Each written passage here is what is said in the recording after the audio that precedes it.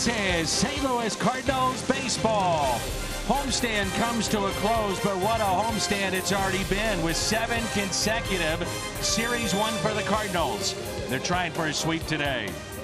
With Jim Hayes and Brad Thompson, I'm Dan McLaughlin. Welcome to Cardinals baseball. The Cardinals turn to John Gant here this afternoon. Last 2 starts, very good. He has been very good, and John Gant has been great in every role this year, but he has really settled in here lately. You see the numbers in his last 2 starts, a 1.59 ERA, 1 walk in the last couple of starts. He's given out no free passes, and he's pounding the strike zone. Well, the Cardinals as a whole, whether it's Miles Michaelis yesterday or Jack Flaherty or the bullpen, it just doesn't matter. It's all come together during this 7-series win streak. 17-5 and a 2.74 ERA. The opponent's only hitting .224. The Cardinals looking for a sweep, playing good baseball, and using their legs, good speed. The studio talks about that when we come back.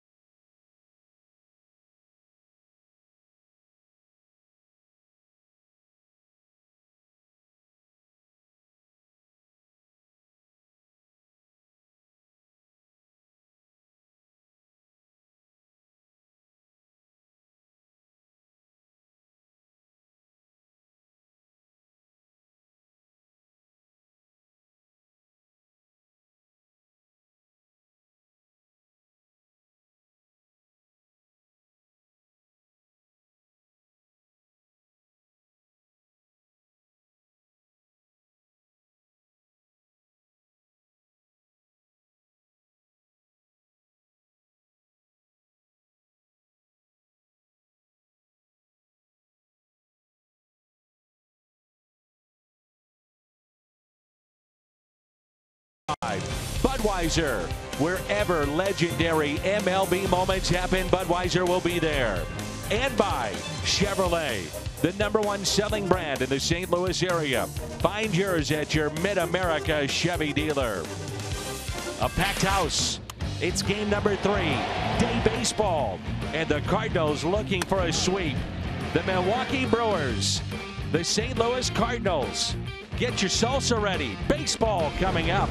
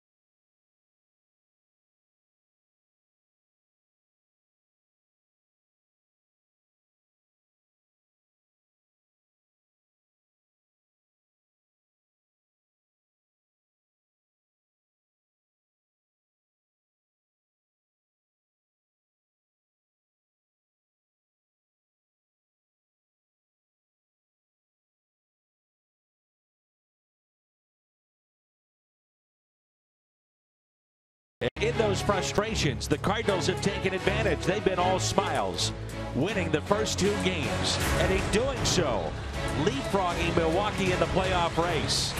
Folks, your Cardinals right now would be in the playoffs if it started today. It's game number 3, the Milwaukee Brewers and the St. Louis Cardinals, along with Brad Thompson and Jim Hayes. I'm Dan McLaughlin. 86 degrees, partly cloudy as we wrap up the homestand. The wild card standings. Right now the Cardinals are in, and they're only a half game back from the top spot of Milwaukee, or rather Philly. Milwaukee is now a half game back. Colorado won the Dodgers game and a half, and we'll see the Dodgers and the Rockies the upcoming road trip for St. Louis. John Gant, Brad Thompson gets the start today. Well, John Gant has been throwing the ball very well here. He took over for Michael Wacha in the rotation, and he's been fantastic. And we know all about the arsenal that he has, that Vulcan changeup that he likes to use quite a bit. You'll see the curve and the slider. He only uses the curveball 12% of the time. It's a very good pitch, though. He can utilize both lefties and righties. As we know all too well here in St. Louis, it is a season of ebbs and flows. And that's certainly the case right now for Craig Counsell and the Brewers. It really is. And they've been struggling in all facets recently. The one that's most glaring has been their pitching, but their offense. You look at the order here, they've got some good boppers, but haven't got it going. Yelich, Kane, and Moustakas. Then Aguilar, Shaw, Braun, Kratz, Arcia, Chacin. You're right, a lot of boppers in that lineup for the Milwaukee Brewers. And at the top, it's Christian Yelich. 19th home run of the year last night. One more than all of last year. And 5 of those 19 home runs have come against the Cardinals. Against the rest of the Central this year, 1 home run. So he has saved some of his best work for Cardinal pitching. He certainly has. We know how dangerous he is. We saw the numbers that he put up last year. We're seeing the power this year. And he's a guy that you got to make sure if he gets extended, he can hurt you. We saw a little bit of that on Friday. Get a little extension there. You got to get in on him. Still think this will be a very good matchup for John Gant, especially with that changeup. The Cardinals have been playing much better baseball at home, and after the upcoming road trip, 19 of the final 31 games will be here at Busch Stadium. Since Mike Schilt took over, the Cardinals 11-3 here at Busch. The first pitch by Gant. Swung on and missed, and we're underway here in Game 3. Interesting start right there. We know that he has been aggressive. Yelich has. He goes changeup first pitch of the game, trying to feed off that aggressiveness. Kind of sets the tempo for the entire day. And the 0-1 pitch. Nothing at 2.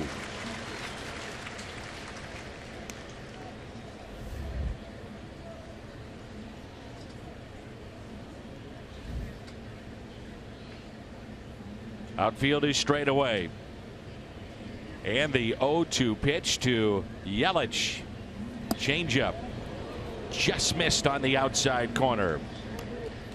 It's another start behind home plate for Yadier Molina. And there's a look at the Vulcan grip, the changeup. You see how that thing just tumbles out of his hand, and it can work different ways. Sometimes it'll have split action. Sometimes it'll shake like a forkball, but it drops off the table.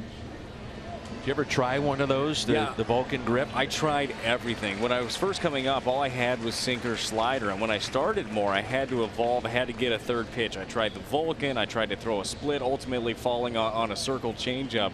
To me, it was a difficult pitch to control. He has got that thing mastered. It just feels so comfortable.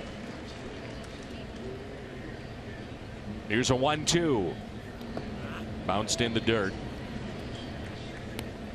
I would say this, not only are the Cardinals winning at 68-56, but the brand and the style of baseball, it's brought excitement here to the ballpark. Fans are in it from the first pitch. There's an energy around it. Really is. And it's you can't mistake it, and that guy has a lot to do with it. Harrison Bader's got a ton of energy. It's bounced again.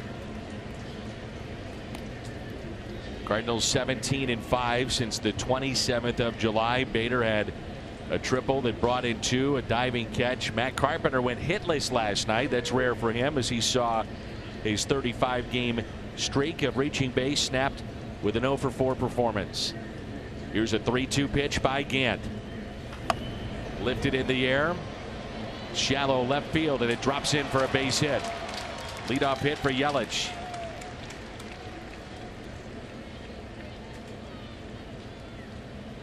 Around the Horn is presented by Dobbs Tire and Auto Centers. Ozuna, Bader, and O'Neill. That trio in the outfield. Jerko, DeYoung, Garcia, Carpenter on the infield, and Yadier Molina behind the plate yet again. He has been the Iron Man behind the plate. An amazing run of starts now for Yadier Molina. Well, at this point, it's almost not worth asking. I know for Mike Schilt, it's a question he fields on a day-in, day-out basis, but he's going to be in there. Lorenzo Cain batting .352 here in the month of August. Cardinals, though, have done a nice job against him this season, hitting just .175 against the Birds. Lorenzo Cain none too happy about being hit early on in the game yesterday. But as we talked about on the broadcast Friday, there are a lot of outs on the inner half against him. Could be a double play ball. 6, 4, 3 on the double play. Yelich trying to take out Garcia, and a terrific turn at second base.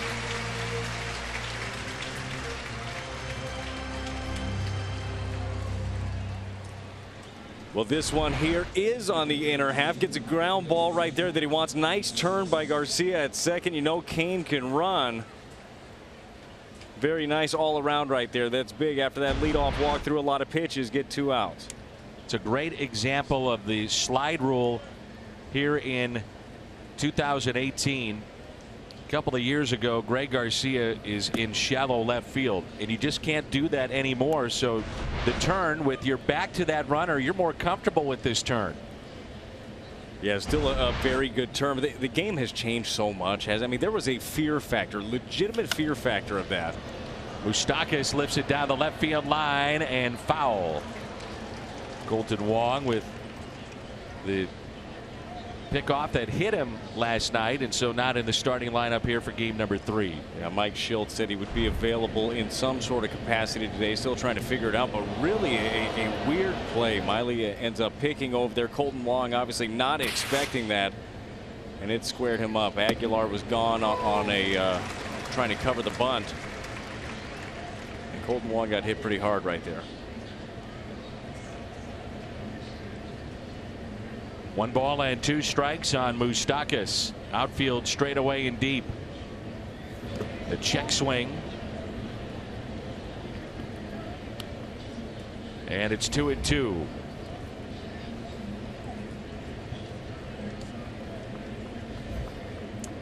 Moustakas hit it to the wrong Cardinal outfielder last night. The great catch center field by Bader. The 2-2. It's a debater again. Can he get to this one? Backing up. He's got it. Harrison Bader with the catch in center. The Cardinals have Carpenter, Molina, O'Neill coming up. There's no score.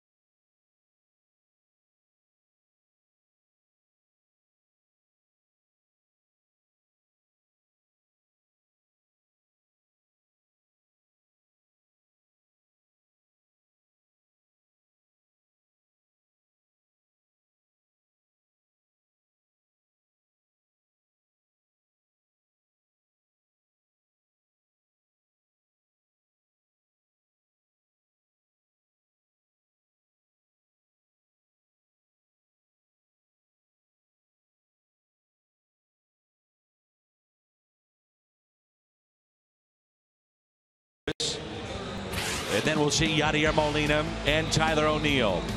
Marcelo Zuna, long home run in game 2. Paul DeYoung, Jed Jerko, Harrison Bader, Greg Garcia, and the pitcher John Gant batting 9th. What a run. 35 game streak of reaching base, snapped 0 for 4 last night. And during that run, he hit .310, 17 home runs, drove in 30. And the team went 21-14 during those games. Well, he has been huge. I don't think anybody in baseball this year has had a tear like Matt Carpenter has. But even in the last couple of games where the hits haven't been coming by, this team has figured out ways to win. So they don't need him to carry him. We know how much better they are when he's setting the table for them. But this offense as a whole has come alive. And Carpenter on the first pitch hits it out to center field. Kane with the catch, and there's one away. The Brewers defense around the horn, presented by Dobbs, Ryan Braun, Lorenzo Kane, and Christian Yelich. Along the infield, Moustakas, Arcia, Shaw, Aguilar, Eric Kratz behind the plate. Jolice Chassin in the Hyundai pitch arsenal for the right-hander. Well, you're going to see a lot of sinker slider, and when he gets in a pinch, you're going to see a lot of the breaking ball. That's his go-to pitch. Tries to get a lot of his outs with it. Likes to finish you with the slider. Chassin has worked in bullpens. He's worked in starting rotations. You'll see him vary his delivery to the plate, and he's been very good for Milwaukee. And Molina sends one into right center. Kane calling for it. And that's on number 2. Let's turn to Brad Thompson's Toyota keys to the game. Well, key number one for the Cardinals: continue to apply pressure. The Cardinals have been making things happen, not waiting around for them to happen, but they've been making them. Keep doing that. Their aggressive style has played out very well for them. And for John Gant, continue to pound that strike zone. We showed you the numbers earlier of the one walk in his last 2 outings. He has really cut down on those. He's going after hitters, and he's seeing great results. It's a big crowd at Hammons Field in Springfield, Missouri today. They're waiting out a rain delay. And watching on the big screen there on Fox Sports Midwest, you got Adam Wainwright there, Jairo Munoz, Carlos Martinez, all on rehab assignments. So the Cardinals and their front office could be busy this week with some movement. They certainly could. I would go see a game out there as well. You got all those big leaguers out there and then a bunch of future ones. That's a beautiful ballpark. It's awesome. It is. It's one of the best minor league parks I've had a chance to be around. Unfortunately, didn't get a chance to be there as a player.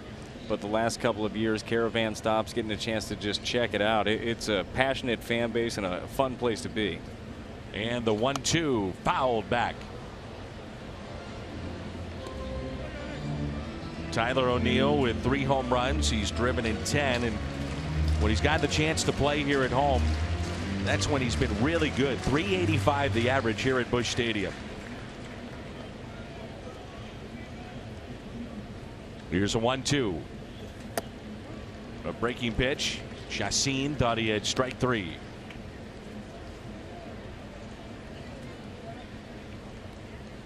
Umpires today: Ramon De Jesus behind the plate, Stu Sherwater at first, Gary Cedarstrom, the crew chief, at second, Corey Blazer down at third. And the 2-2 hit out of play.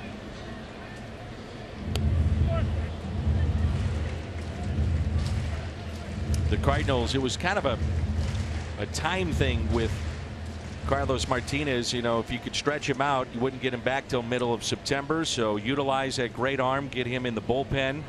Adam Wainwright, all reports have been very positive with him.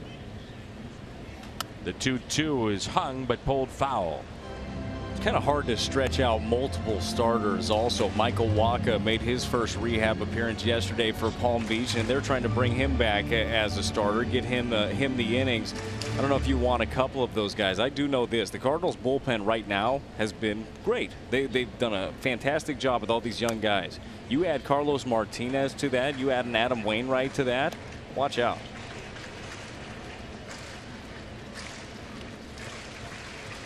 2-2 the count. Should be the 9th pitch coming up to Tyler O'Neill. He's fouled off 4. The 2-2 put in play to third. Moustakas quickly to first, and the Cardinals go in order. It'll be Aguilar, Shaw, and Braun coming up. 1 inning in the books. No score.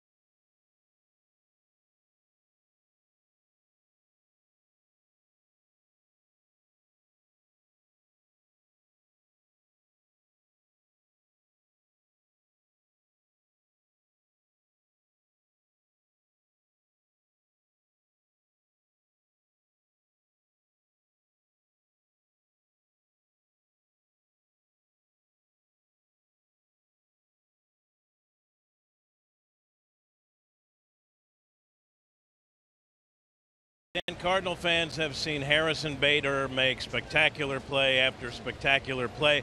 They have also seen him take something out of his back pocket and take a peek at it while he's out there in center field. Bader told me it's a laminated index card with positioning instructions put together by Willie McGee. Bader says it includes positioning for each hitter with 2 strikes and less than 2 strikes. Harrison told me, it's my first year, I'm still getting used to the hitters, so the card is super helpful. Dan, we talked to Willie McGee on the pregame show, and you know how humble Willie is. When I asked him about Bader and how well he's played defensively, Willie takes 0 credit. Willie told me it seems like he's doing better and better, but he's probably doing the same things he's done in Little League and high school. And Bader will appreciate that play in right field. Oh, what a play by Tyler O'Neill. A little jump, and then the catch, and he robs Aguilar.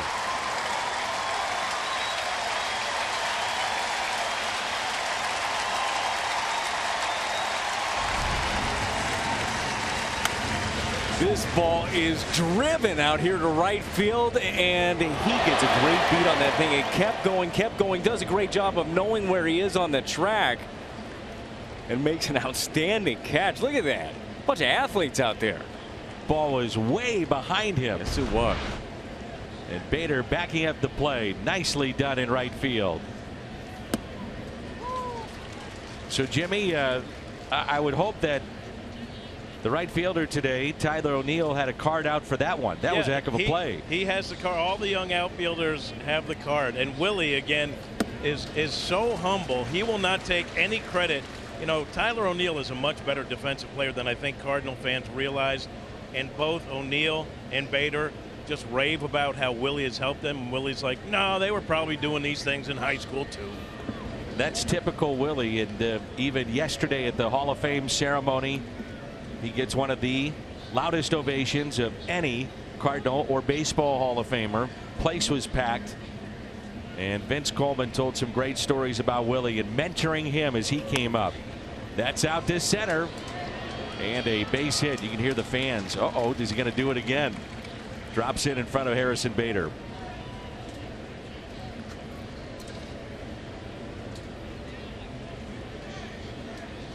Vince Coleman got to the big leagues, and it was Willie McGee that gave him a place to live, and Vince talked about that in his wonderful Hall of Fame speech yesterday.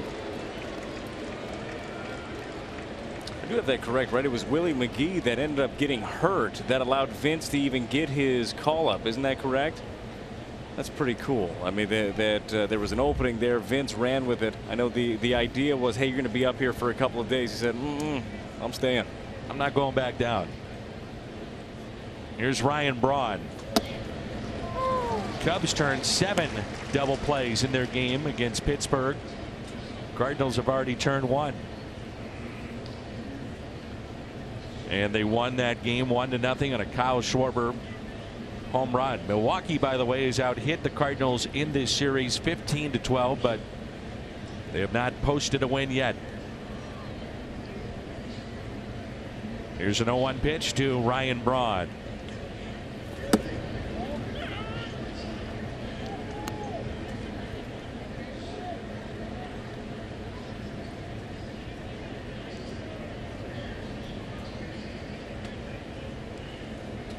Braun has been nursing a sore rib cage, kept him out of the lineup on Friday. He had to be lifted in their game on Wednesday. And the 1-1 pitch.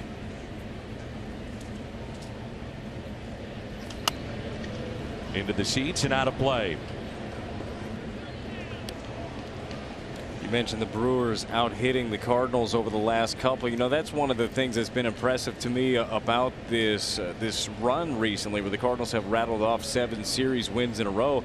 They found different ways to do it. They don't always have to outslug you. The pitching has been a constant, but they've gotten the clutch hits. They've gotten the big outs when they've needed to. It's not always 10, 12 hits every time out there, but they get the ones when they need them. And the 1-2. Got underneath it, high in the air out to left field, and Ozuna with the catch coming in. MLB.TV now available at a lower price for $49.99.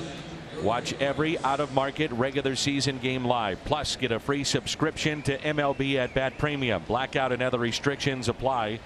Visit MLB.TV to take advantage of this special offer. The 7 series wins in a row for the Cardinals.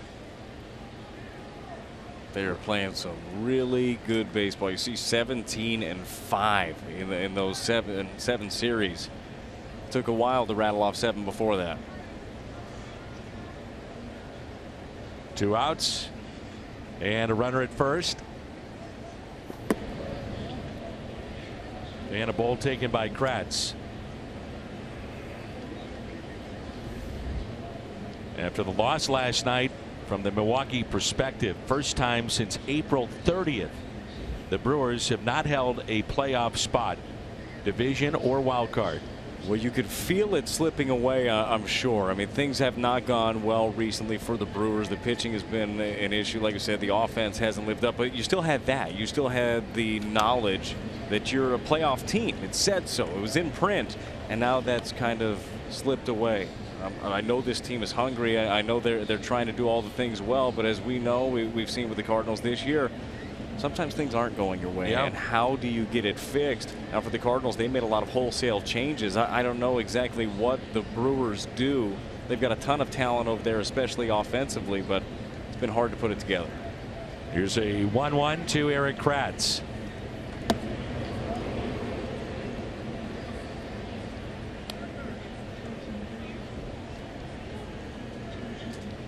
Again, with a breaking ball right there, just gets away from him. You know, unfortunately for the Brewers and their fan base, that has been the recent trend. Their second halves have not been good. Really good first halves, struggle in the second half. The 2-1 pitch to Eric Kratz. 2-2. And so far, Milwaukee 13-14 since the All-Star break.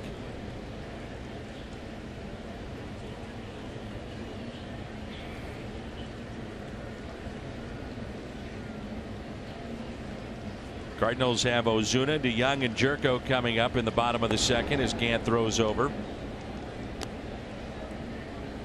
We will be in LA tomorrow in Dodger Stadium. And the Cardinals in that series against LA will not face Clayton Kershaw. Oh, shucks. Darn it. That's unfortunate, isn't it? It was like when the Nationals came to town, you missed out on Scherzer. Dang it. And a ground ball. Force play at second. And the Cardinals coming up in the home half. Ozuna, DeYoung, Jerko.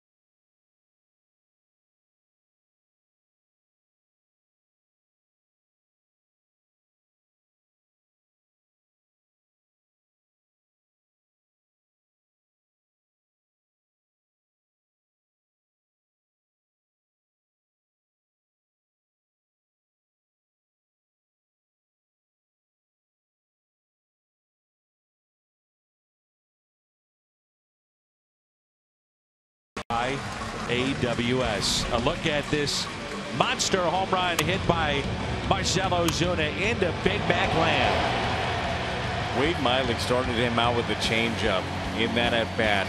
He looked at it and you could tell he was licking his chops, just hoping, wishing that he would throw him another one. He got another one and didn't miss it. He had one of those really long home runs first week of the season against Milwaukee. Almost hit it out of the stadium, literally in Miller Park. Well, you know he's got that kind of power, and we've seen him hit more for average. We've seen a bunch of singles, but we know that that power is in there. He's jammed here and hits it out of play. 0-2. Ozuna 5 for 8 with a couple of doubles against Chacin, and a happy Cardinal fan with that souvenir.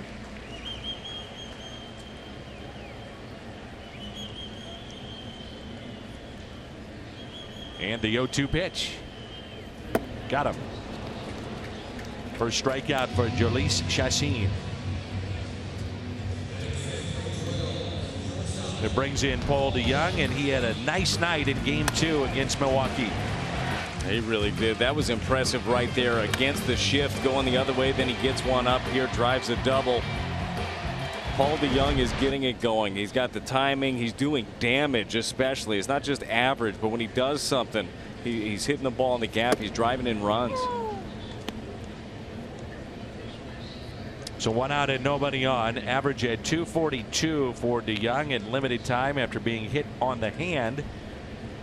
13 home runs, and he has driven in 40. No balls and 2 strikes.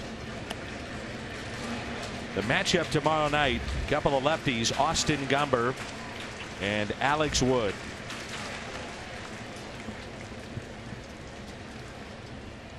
It's 17 pitches.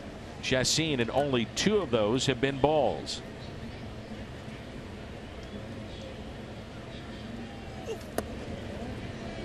And he missed low and away.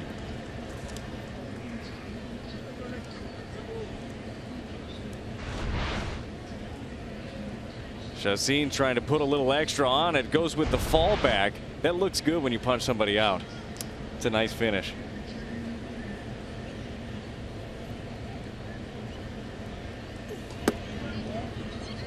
Two balls and 2 strikes. Jed Jerko on deck. He was fantastic last time out against the Cubs. 7 innings, only 3 hits for Chacin. Punched out 10. Had a slow first inning, but really fell into it after that. And like we're seeing today, pounding the strike zone. And DeJong hits it out to left. And the catch made by Ryan Braun. So 5 up and 5 down for Chacin. Union Appreciation Day at Busch Stadium Sunday, September 2nd. Cardinals will host Cincinnati. Purchase of a special theme ticket, you'll take home a unique Cardinals Union Proud t-shirt. And tickets start at just $20. Get yours today, cardinals.com/theme. Here's Jed Jerko. A shift for Jed with 3 infielders on the left side. And time called.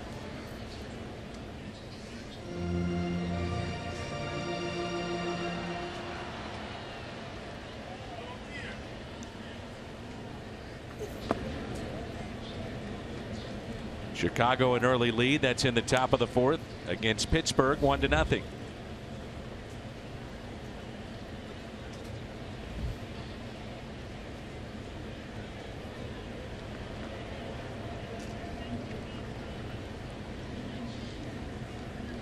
And the 1-0. It is fun being this time of year, and you just mentioned the Cubs score. The Cardinals can't do it. I mean, as a team, you just go about your own business. You take care of things, good things might happen, but we can scoreboard watch. And it's been a lot of fun to watch the Cardinals just continue to climb. They're there in the second wild card position right now.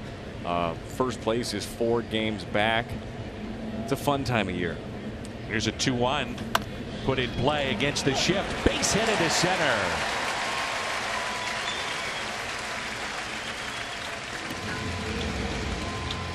And a 2-out hit by Jerko, the first Cardinal hit today.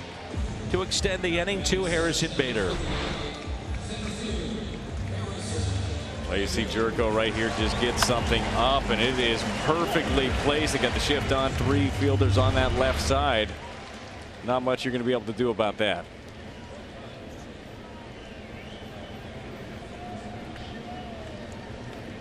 Harrison Bader batting .285.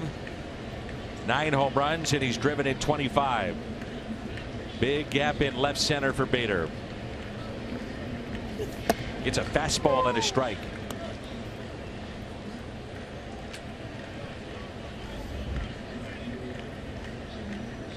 Bader with extra base hits in 4 consecutive games. The 0-1. Another fastball. And a little low. 1 ball and 1 strike. See what we've seen Harrison Bader get even more selective as he's gotten everyday at bats. His approach has been fantastic. We've seen the results. He just looks so comfortable right now. It backs up 2-1.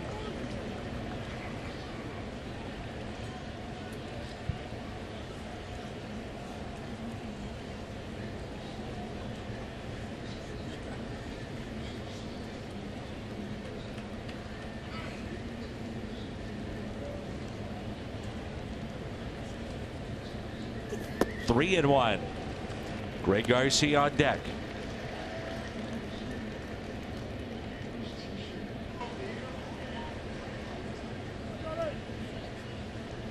First 3-ball count of the day for Chassin. Runner at first, Jed Jerko.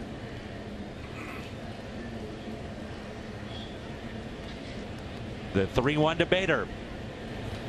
A breaking ball, and he tapped it foul. So not only the last 4, they've been pretty good. How about the last 10? He's driven in 9, 7 extra base hits. I'm sure, Brad, a byproduct of playing every day, timing coming back. No doubt about it. It's getting the reps, and I think Harrison Bader did a fantastic job, even before taking over every day, of having himself ready to do so. It's all the cage work. It's watching pitchers. It's digging in. It's trying to learn, but there's nothing like real-time reps. He's gotten plenty of those. Hit sharply to third, handled by Moustakas for the out. So the Cardinals strand a runner. It'll be Arcia, Chassin, Yelich coming up in a scoreless ball game.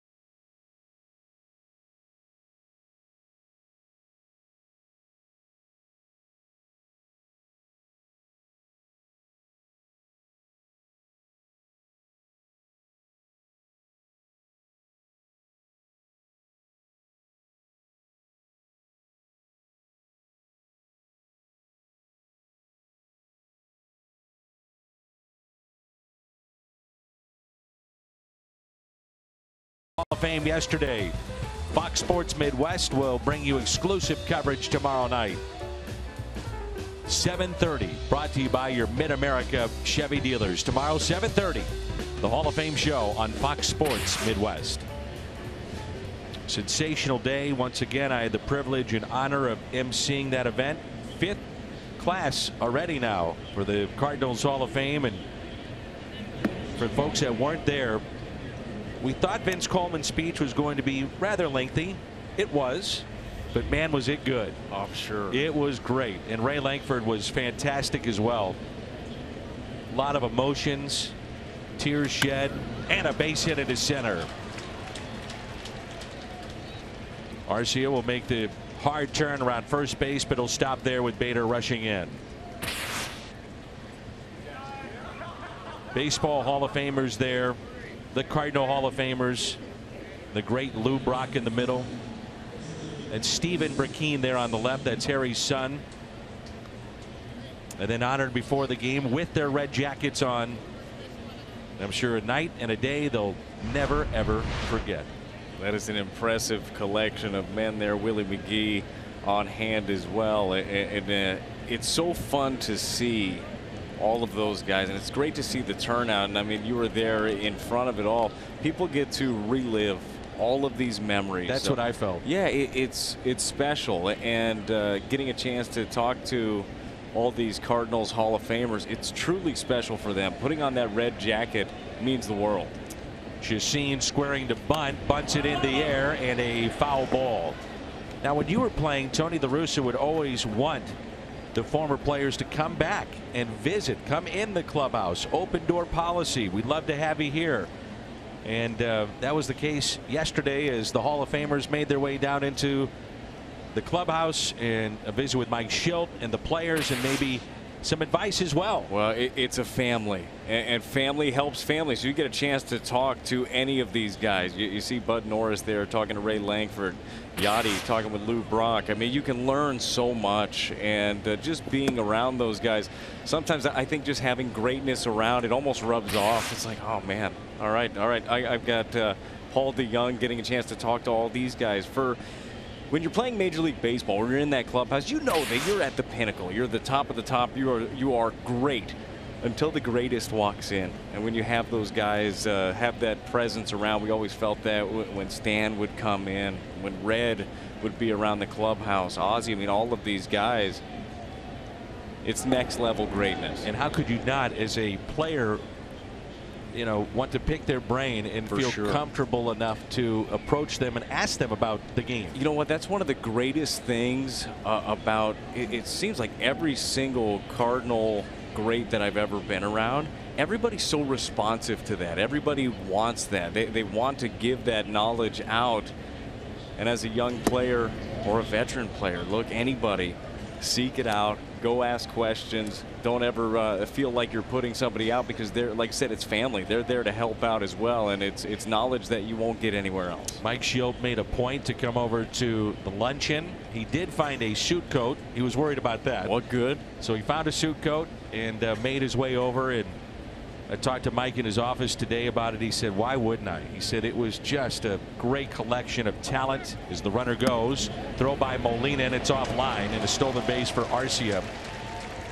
And Mike is very close to Tony La Russa as well, and those two text back and forth. And he was telling me, though, that he and Tony had a long conversation yesterday and the day before, and has been extremely helpful in this transition and just trying to soak up information. If that's available, if you have a Hall of Fame manager in Tony La Russa that wants to help you, if you have a question that you could reach out, how do you not take advantage of that? I'd be wearing him out all the time. I would too. And Tony welcomes it. Now Carpenter charging at first base. Chassin looks at a strike.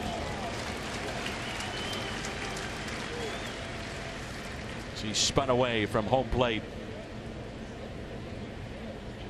And now the count is 3-2. You mentioned in the open a very important aspect of John Gant, the lack of walks in his last two starts. Yeah, he really has done a good job, and he's not giving out the free passes. And when he gets to 2 strikes, more times than not, he ends up getting the job done.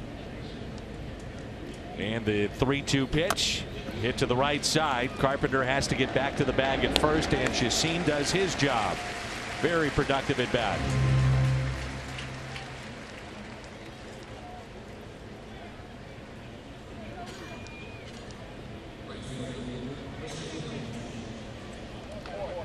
Little things like that as a pitcher help you out big time. It doesn't show up big in a box score. Your teammates remember it, you remember it, and you give yourself a chance. Now it's John Gant's turn to leave that guy there. So the Cardinals will bring the infield in. Christian Yelich at the plate.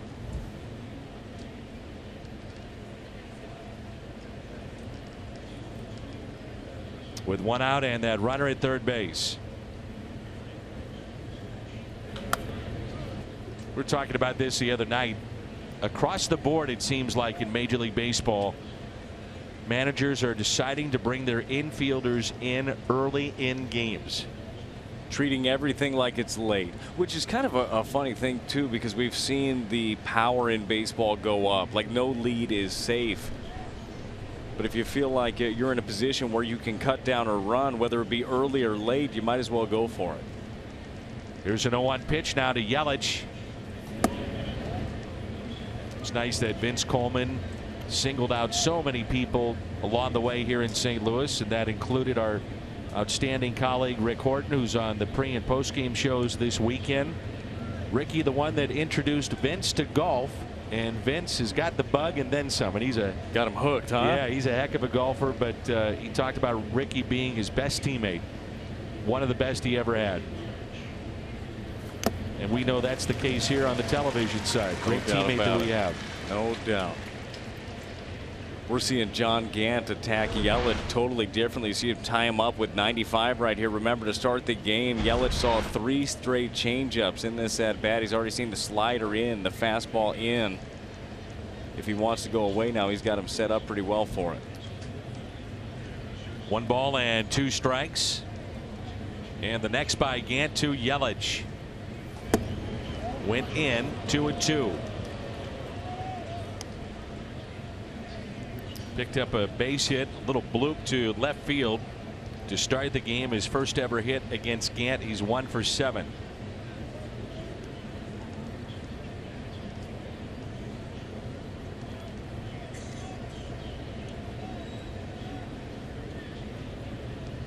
And the 2-2 pitch.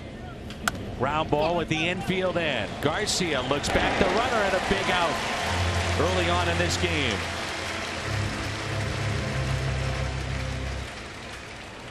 Well, Yelich in his first at bat saw 4 changeups, and this one doesn't get one. Gets a little slider right there. And a nice 4-3 infield in pays off big time. Brad, I got to wonder if all the studies that front offices do, they just say, look, if we play the infield back, the percentage is X, and that percentage is high that the run scores. So why not just roll the dice and bring them in? You're not just doing it just because, like, you know what, I got a feeling here, and we'll go ahead and play them in. No, the numbers bear these things out. Clubs definitely have a lot of data. It drives them to decisions. Now, I still believe in the human element. I still believe that if you got a real feel for something, you can overrule it. But if the numbers are telling you that's the smart play, then you do it. Lorenzo Cain at the plate, and now it's up to Gant to try to pick the club up here and get out of this inning unscathed.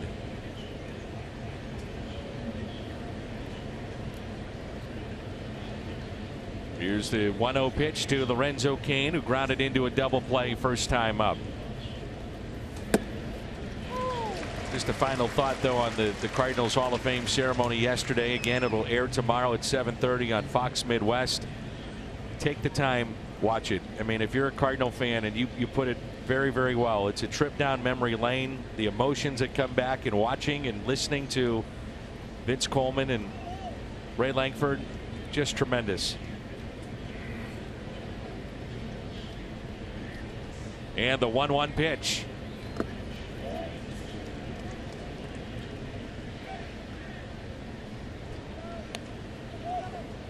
It's been fun here recently hearing people talk about this Cardinal club and then kind of referencing the mid-'80s. Now, it's a different animal. I don't think you're going to see anybody steal 110 bags, but this team has used the speed, used their athleticism quite a bit, kind of reminded some people of the '85 team. That's what people have been talking to me about. And also taking it to the opposition, being the aggressor, proactive, not reactive, which is what those '80s teams did, and some of the great teams that Tony had. if you're the opposition, you're just like, uh-oh, here we go again. Yeah. Well, that's what you want to build. You want to build almost an intimidation factor where the opposition knows that you're going to go right at them, and especially at home at your own ballpark. And we've seen that shift dramatically here recently. The club has played so much better here. The 3-1 taken up and in. So runners at the corners now. And the batter will be Moustakas. Can't catch a game on television, you can stream games live on your mobile device. Download the Fox Sports Go app, log in and stream the Cardinals. First walk issued by John Gant. That's a look from Phil Nichols' camera. So if you get a seat, you're lucky enough to have a green seat. That's the view right behind home plate. Now, you don't get too many home games off, do you? No, sir. You ever sat in a green seat? I have. I think our seat up here might be the best seat in the house. This is great. We have a great vantage point, unlike some of the other stadiums we go to in the broadcast booths. But if you go down there, you'll get an idea of the speed of the game and how big the players are and how fast the game is. So 2 outs and 2 on.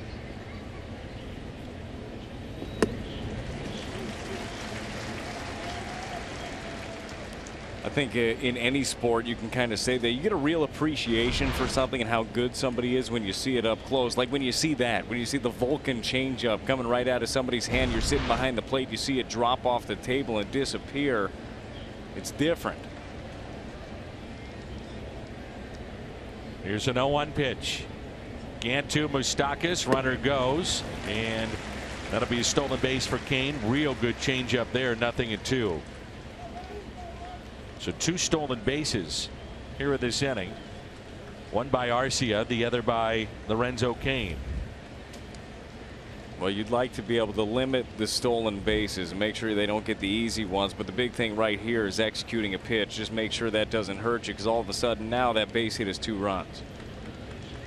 Outfield is straight away, fairly deep for Moustakas. And the 0-2 pitch by Gant. Hit sharply inside the first base line on an 0-2 pitch. O'Neill, his throw to second base. It'll be close. In there safely, and it's 2-0 Milwaukee.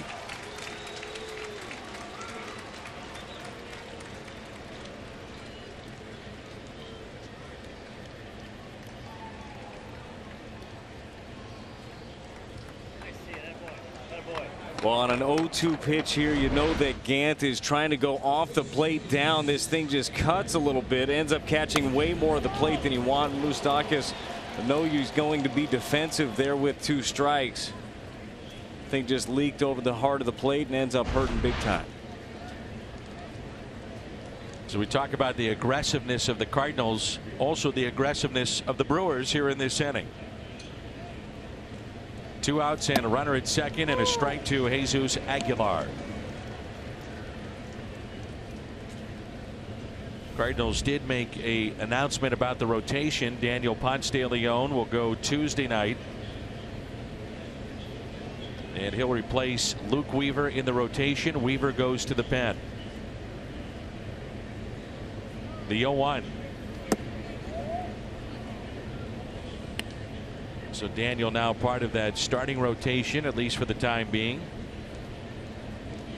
Mike Schultz saying that he believed that Luke Weaver's role out in the bullpen would be a lot like what Ponce de Leon's was. If you have a guy that can eat up some innings for you in a ball game and bridge the gap, maybe Weaver can end up being that guy, but that role constantly evolves.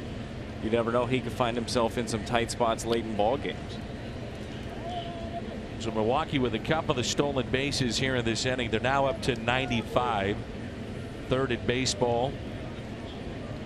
And it may be surprising for some, but 2 American League clubs leading all of baseball in steals. Boston with 98 and Cleveland with 98.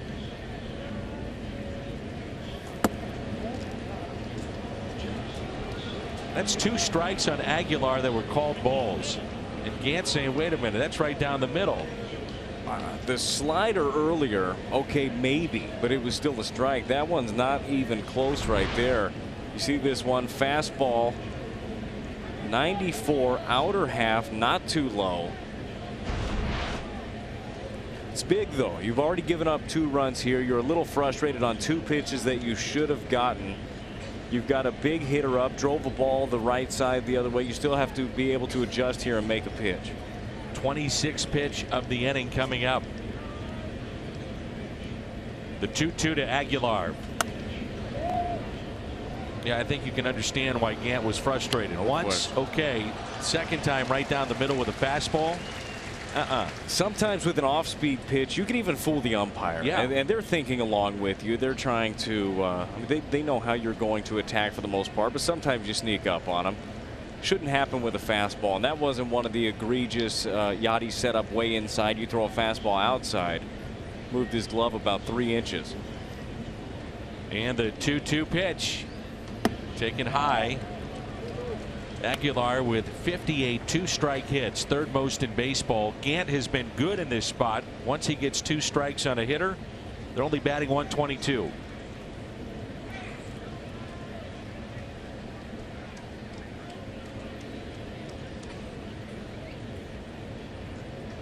League average is 172. And the 3-2 with 2 outs and a 2-0 lead. Line to first.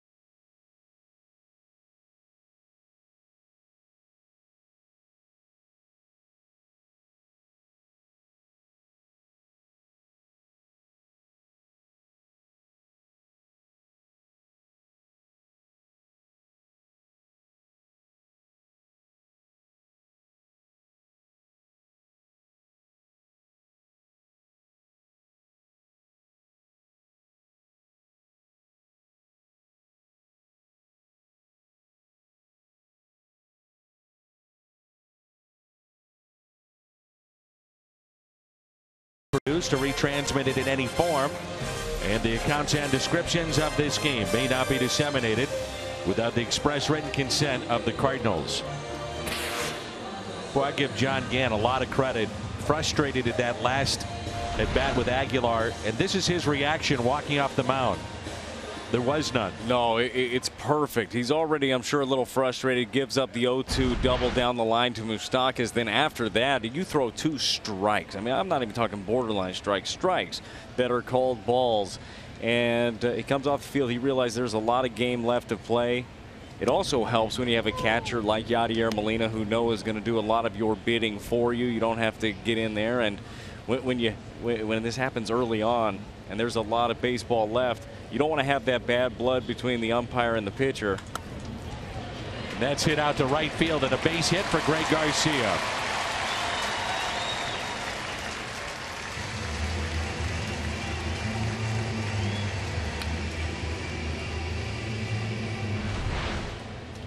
Well, you get the slider right here. This thing is down low, and Greg Garcia just goes and gets it. Get something started here.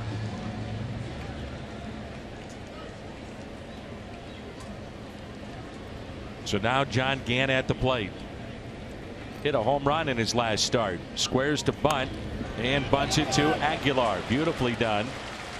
Advancing Garcia to second base, and the tying run comes to the plate in Carpenter.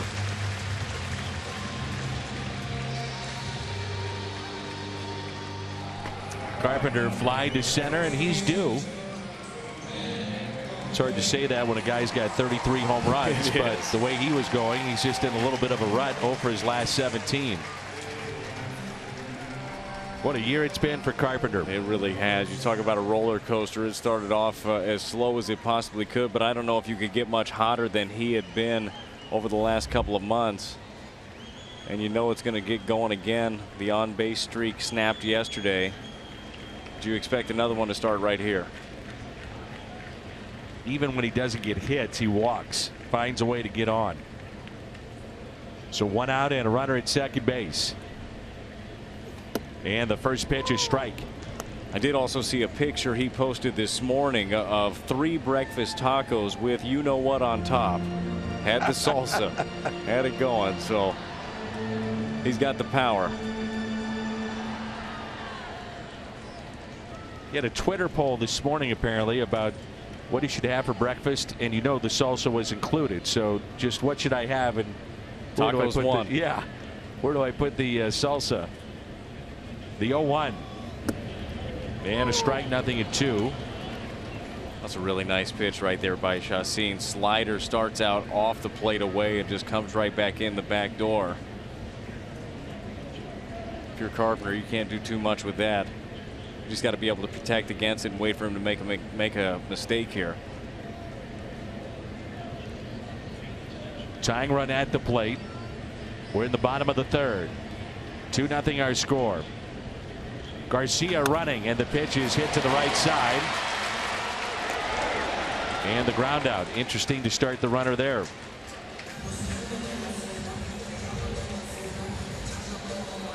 Take a look at our Kia drive to success. And it's a closer look at Mike Schopp. Cardinals at home under Mike are 11-3. 4 series wins. Averaging about 5 runs a game offensively. And the team ERA under 3.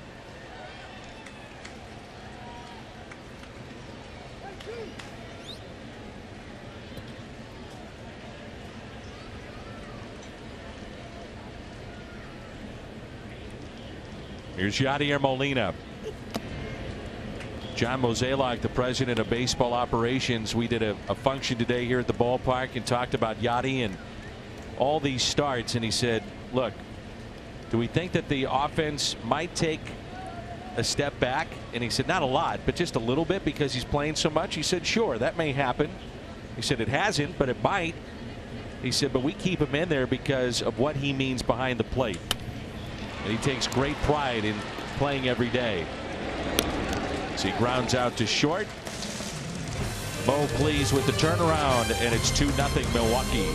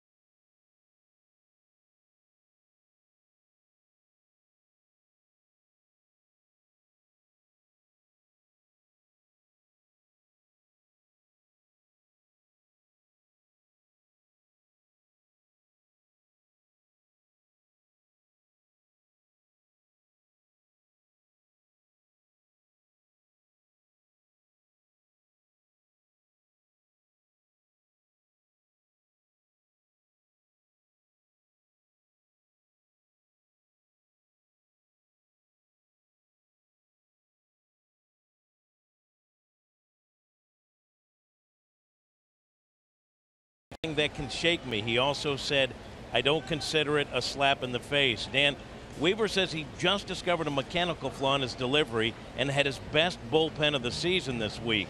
He said that adjustment should help him locate his fastball more consistently, and he thinks that will be a huge help in his new role.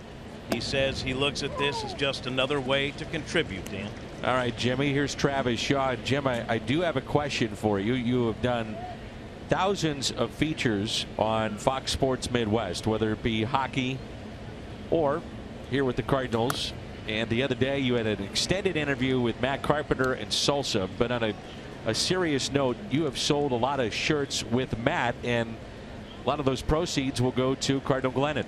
Yeah, and he said after that piece aired and then hit the internets, they were selling like 50 shirts a minute. So it's got to be the Salsa T-shirts are great, but raising money for Cardinal Glennon Children's Hospital is even better. And I just considered it, you know, the Salsa Summit, just another part of doing regional cable journalism, Dan, at a very high level. Well, of course you do, and that's 50 a minute. I'm not sure I'd put it up there, though, with your Jamal Mayer's fight piece from many years ago where apparently you lost a tooth. Oh, you know, hindsight's 20/20, but I thought I got the best of Jamal actually in that feature. Thank you, Jimmy. Thank you, Danny. 1-2, the count on Travis Shaw.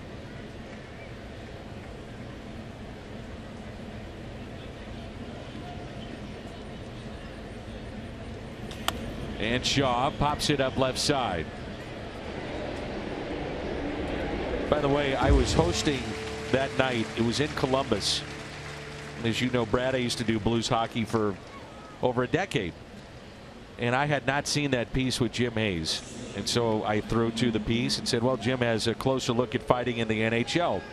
So Jim is on the ice with Jamal. Jamal is just beating him up. And at the very end of the piece, Jim, you don't see anything. All you see is the sideboard where the benches are at for the St. Louis Blues. And Jim has one hand that comes up, then the other hand, he's pulling himself up. And something like, I think I got the best of Jamal as he has a black painted eye on. And then he smiles and he had blackened out one of his teeth. So it was missing. And I couldn't stop laughing. I hadn't seen the piece, and it was the only time I've ever said in regional cable television, I can't go on, let's go to a break. Great. Because I kept laughing. That's good TV right there. It was funny. It's genuine is what it is. That's Jim. That's good, clean fun is what it is, too. He's Good, pretty good at what fun. he does. Oh, he's great. We're lucky to have him. Shaw and Braun have been retired, and now it's Eric Kratz. And strike one.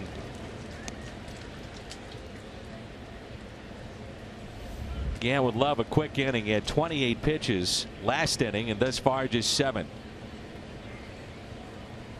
And the 0-1. Nothing in 2. Cardinals have O'Neill, Ozuna, and DeYoung coming up in the bottom of the 4th.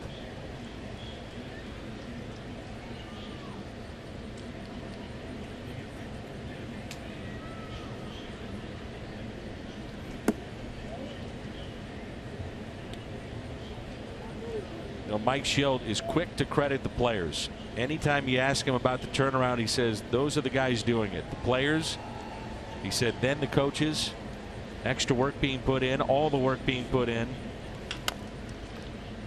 But he is quick to deflect any attention towards him for this turnaround. But it's clear he's had a big mark in this. Pop Warner there on the right, Mark Budaska on the left, George Greer.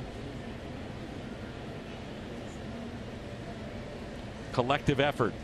There's a look at George there on the left. 1 ball and 2 strikes. Eric Kratz. Good pitch in on his hands. That's how you win. It is a collective effort. It's a little bit from each and every member, and it doesn't matter what your role is. And you know, we see Weaver out in the bullpen earlier. He's got a new role. Well, he's out there to help the ball club. Everybody's coming together. And it's easy to do, especially right now when you're winning a lot of ball games. You want to be able to help however you can. And that pitch low.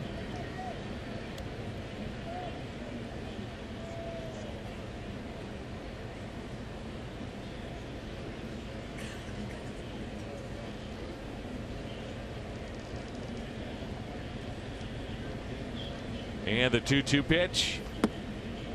Fastball in and missed. So now the count runs full.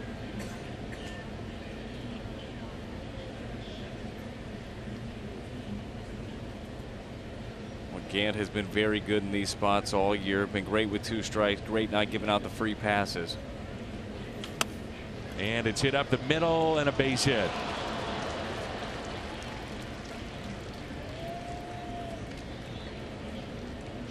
So 2 outs and a runner at first. Extends the inning to Arcia, who singled and scored. Gant gets the ground ball he wants. Puts the pitch exactly where he wanted it. 93 on the inner half right there. Just got the ground ball that found a hole. Go ahead and execute that one again.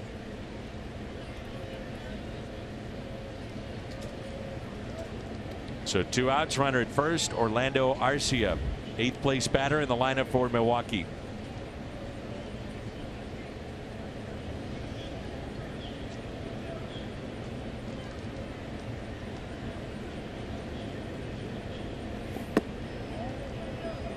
That ball a little bit low. You've been there before. I mean, this is when he's missing, not by much, and obviously there's been times he hasn't missed and it's not called a strike. How do you not get frustrated? Yeah, you just got to keep plugging away, and that's where being mentally tough comes in, because you can't control that. You can't control what an umpire gives you or doesn't give you. You got to be able to execute the next pitch. And it really does help having Yachty back there. He can calm you down a little bit, but Gant does a great job of just knowing himself and staying within himself and just executing one pitch after another. That being said, I probably would have lost my mind already. Yeah, you were one not to have that patience. I was wound a little tight. You were a little bit. There's a 1-1. Your mom and dad always watched Cardinal baseball from Vegas? Certainly did. There were times that let's just say you lost your temper. You had a very hot temper. Well, Mom would call sometimes. Would she really? Like, hey, I saw the game. It was a good job. You should probably watch your mouth sometimes. Would she really? Every once in a while. That's what moms are for, though, right? That's right. Always making sure I'm trying to be a better me. I got you.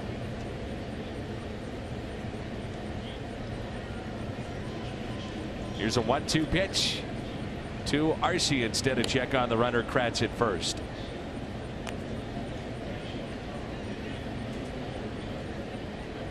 And when you first came up, it was kind of, you know, no offense, baby face guy, you know, maybe hadn't shaved yet. Yeah, none taken. I'm 36. I still got Sorry. that. Yeah. And then there was this temper.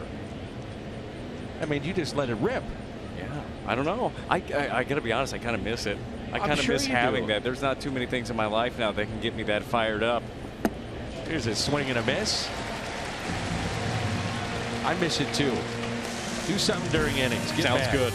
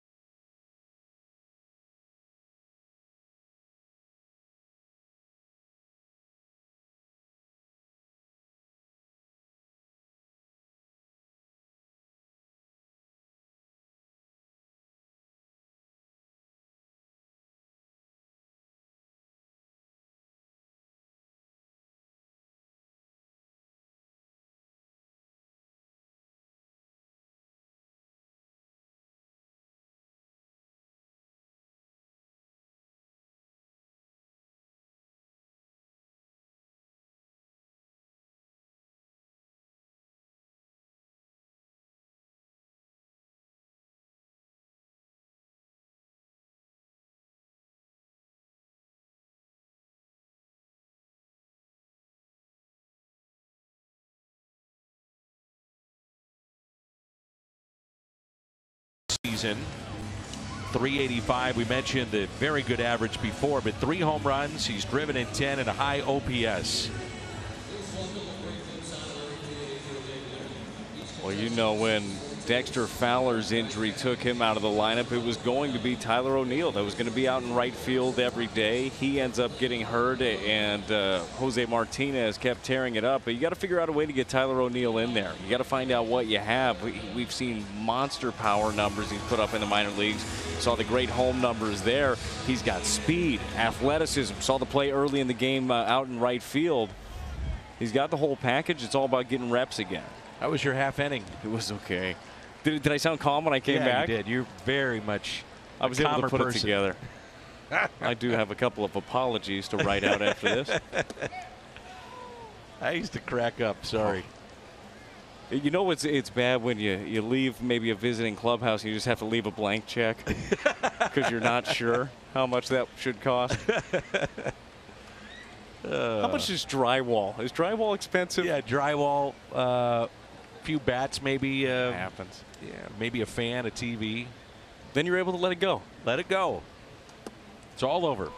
Always thought there should be some sort of a we'll call it a relaxation room at every ball club. Or you know what would be even better if a guy like myself could just be in control of his emotions.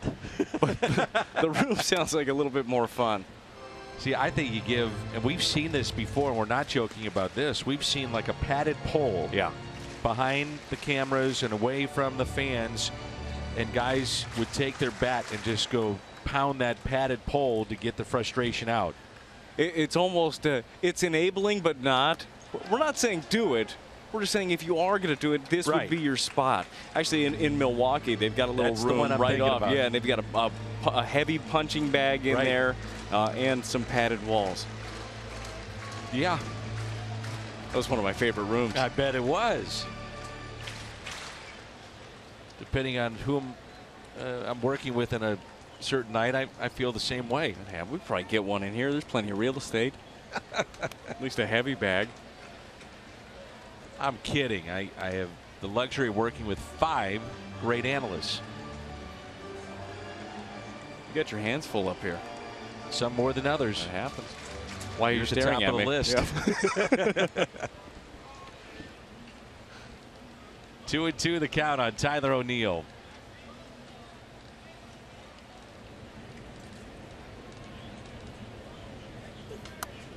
Fouled back. He's seen a bunch of pitches. 16 so far for O'Neill in his first 2 plate appearances and counting. Well, you know, at some point, Chacin is going to make a mistake. He loves going to the slider with 2 strikes, but every once in a while, one of those will back up. That happens. That's going to end up in the bullpen. And the 2-2. That was it right there. Could have been. Chacin has proven, though, he's not afraid to just continue to go back to it. And right when you think, he's probably done throwing sliders, now just throw another slider. I mean, he's just one of those guys. He's very smart. He's a cerebral pitcher. He knows what you're thinking. He tries to think along with you. And if you're thinking, he's going to go heater, here comes another slider. And O'Neill hits it a mile high on the infield. The shortstop Arcia with the catch.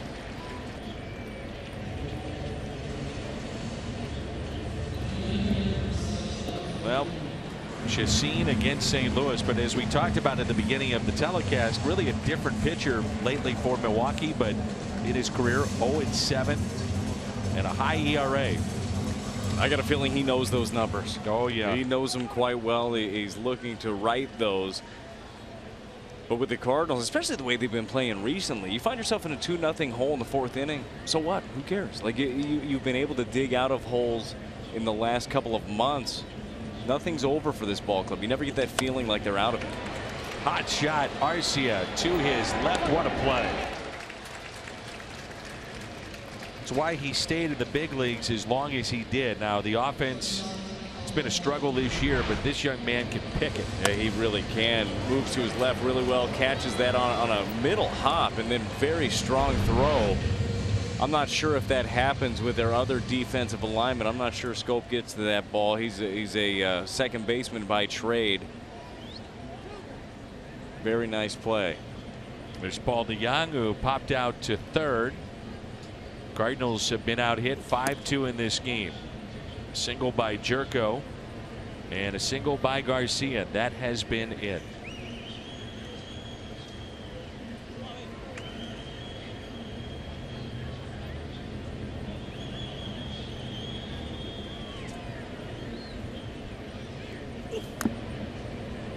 One ball and one strike.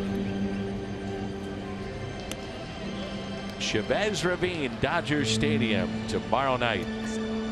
So many ball players over the years have talked about how they love playing at Dodger Stadium. Yeah, it's one of my favorites. I really enjoy the atmosphere. I mean, the ballpark is old, as you know. The clubhouse isn't the best in the world, although they've done some renovations.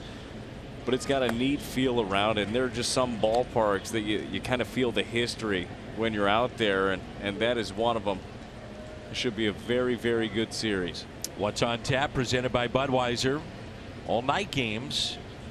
And the day off on Thursday in Denver. Rockies next weekend. So tough road trip coming up, and a road trip with big consequences potentially for all those teams, including the Cardinals. DeYoung is cut down on his strikeouts, 22 here. He's only struck out 3 of the last 31 plate appearances, and that's something going in the right direction. It is, and this is the type of pitcher that would get him a lot of times sliders away. Nice sinker right there. So DeYoung strikes out 2 today for Chacin, and it's 2-0.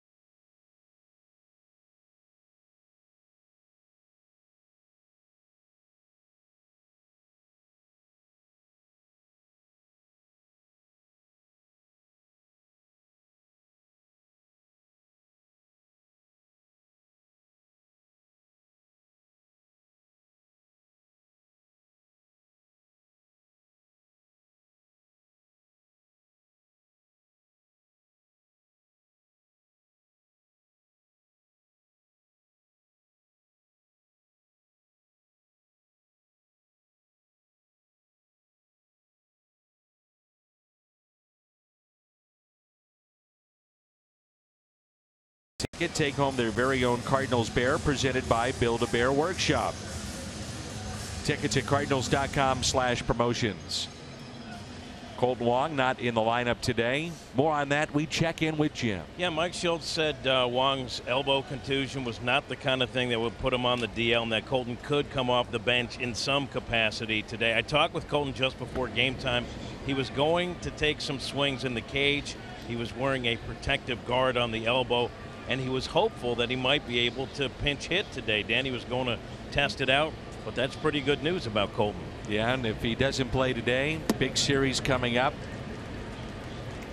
Don't want to put words in his mouth or Mike Schultz, but you would have to think in the lineup tomorrow if he's able to pinch hit today. Oh, certainly. And we've seen his game just come together here recently. Offensively, defensively, that's been there all year long, but he's looking really comfortable over at the plate. And what a freak play yesterday on the pickoff right there. That catches him clean, and it's just good that little soreness, some availability today, and hopefully back at it tomorrow. Here's a 1-2.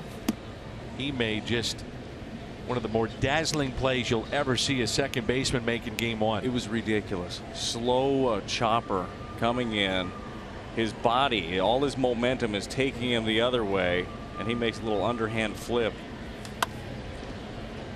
Garcia staying down on that play.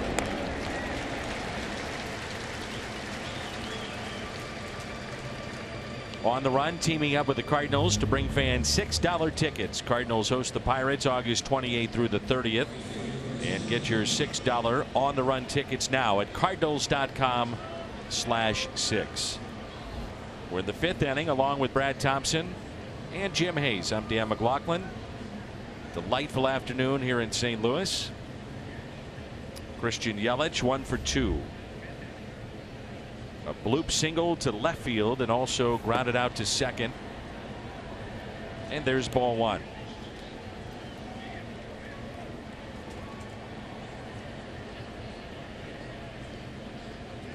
Well, third time around, we've seen Gant attack him 2 different ways.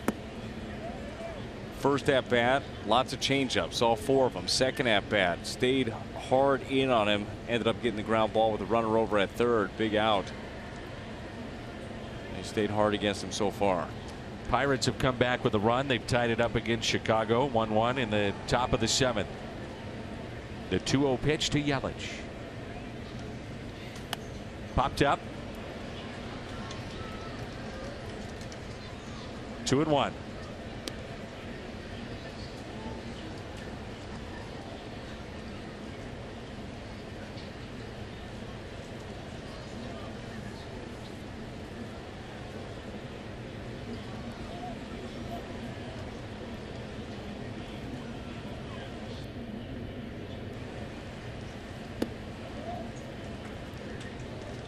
Mentioned earlier that Yelich has 5 home runs hit against St. Louis pitching this year.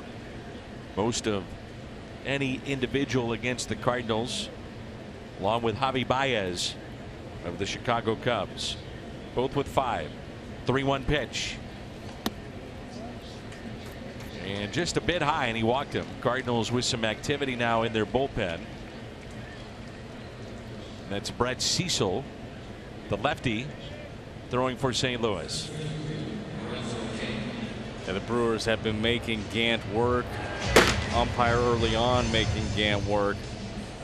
A couple of walks in today's ball game. Still limiting the damage very well. Executing some pitches when he's had to, but that pitch count has got up now, sitting at 85 pitches.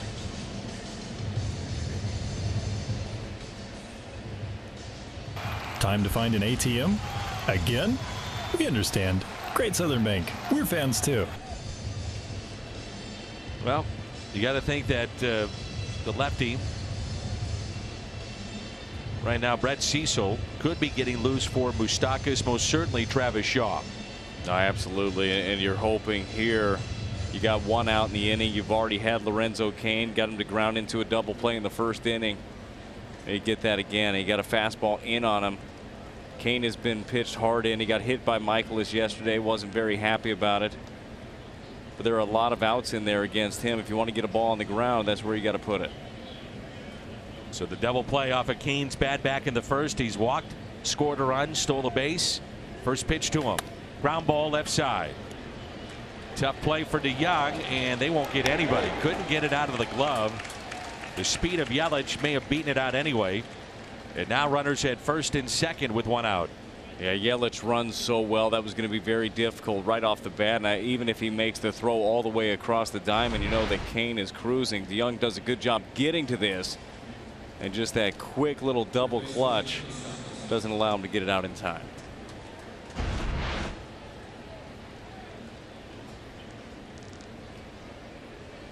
Very nice job by John Gant to make the pitch, get that ground ball when he needed it. Happens. Get another one. See if he can here with Moustakas, and now Molina, the slow walk out to John Gant. You got to wonder if this is it here. Yeah, that's going to be it. Schilt at the top step. Even Mike Schilt is a part of High Sox Sunday.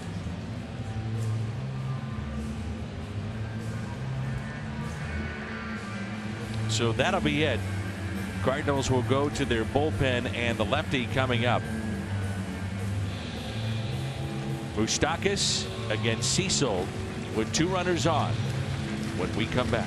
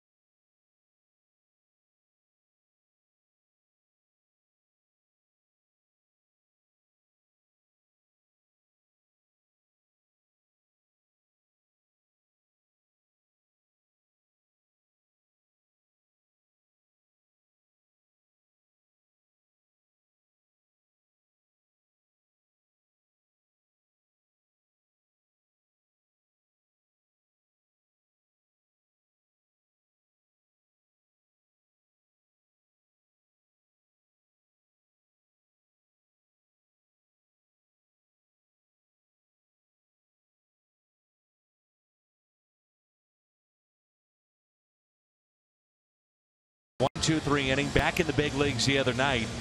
And this is a big spot in this game. And Mike Schilt is saying, you know what? We're going to go with them. Let's see what we got. Well, what better way to breed confidence is put somebody back in a big spot. And I know things haven't gone as planned for Brett Cecil this year, or even last year. It's been a tough stretch for him. But you got to think that if you rattle off a couple of good ones, you get out of a couple of big spots, it will breed some confidence, and this is a big one here. Congratulations to Allison Shrewsbury and Michael Tully. Newlyweds got married last night and enjoying Cardinals baseball today.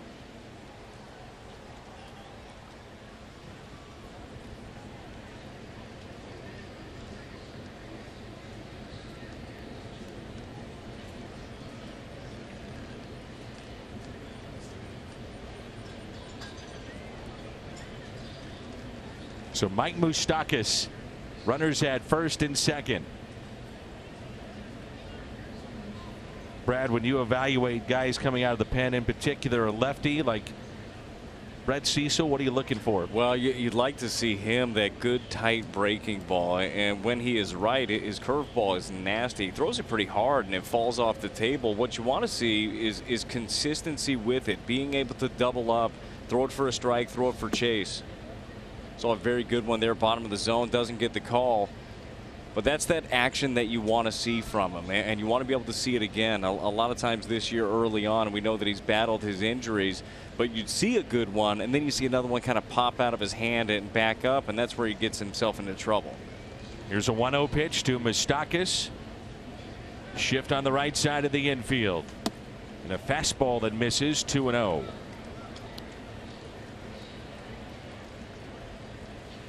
This could be a very big pitch in the ball game right here. 2 balls, no strikes with a guy with power. Moustakas, his numbers with runners in scoring position this year.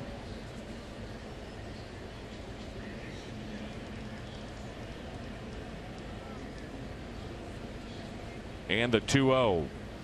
Ground ball taken by Carpenter. Runners advance to second and third.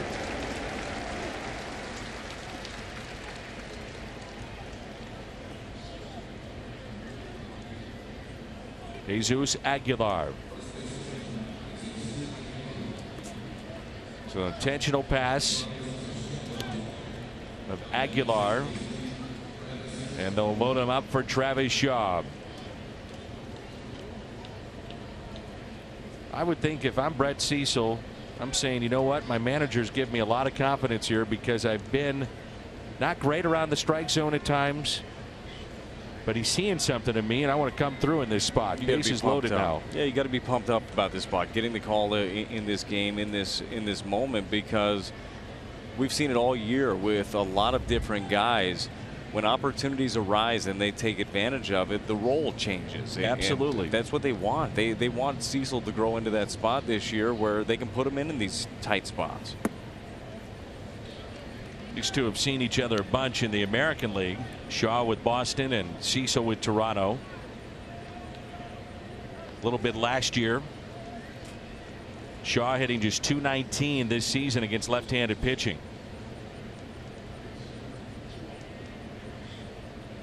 Here's a 1-0. 2 balls and no strikes.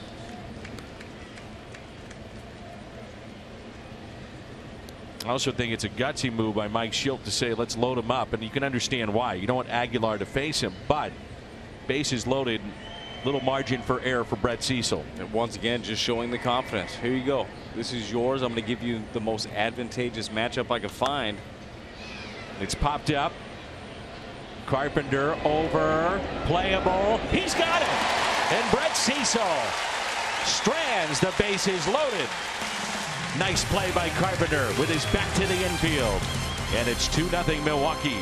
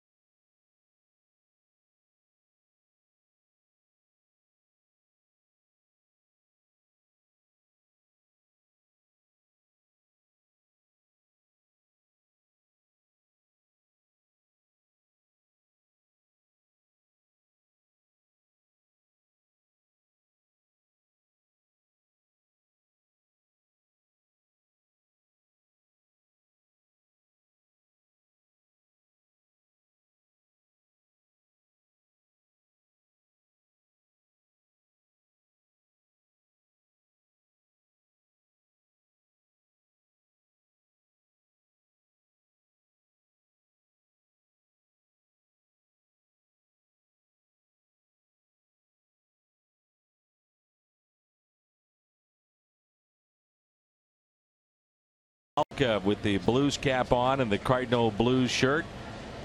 Amazing to get him out of a camera meeting in time to watch the game.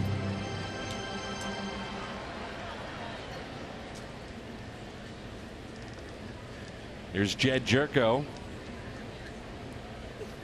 Phil also does some baseball. Milwaukee Brewers baseball, but has the day off, lives here in St. Louis and taking in some Cardinals games. What better place? You might as well be here at the yard. Been playing great baseball. It's up and in. Well, before you know it, Phil will be back at work. The hockey rink, not too far away. St. Louis Blues hockey. It is coming quick. Cardinals stranded the bases loaded last time. Left the Brewers out there. Be a big time to get a little momentum shift. Had a big time opportunity there. Hopefully the Cardinals get something going here.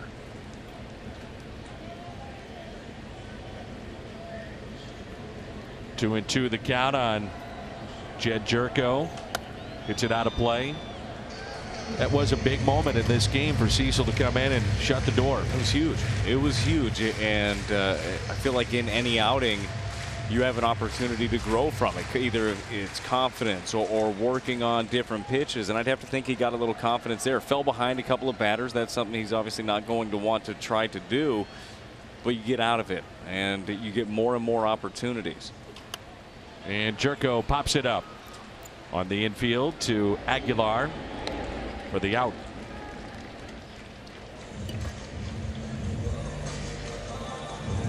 Well, Chacin has been good as a starter today, but the Milwaukee pitching in terms of their bullpen and overall, it's been a struggle. And, you know, they did not address this at the trade deadline. They bolstered a very good lineup, but did not address the pitching. Yeah, if you're just tuning in today and saying with the Brewers, where did it go wrong? Well, that's where it went wrong. And the pitching has struggled mightily. The starters haven't been going deep into the ball games. That in turn puts a ton on your bullpen. Those guys have cracked, and they were a big time strength early on in the season for the Brewers.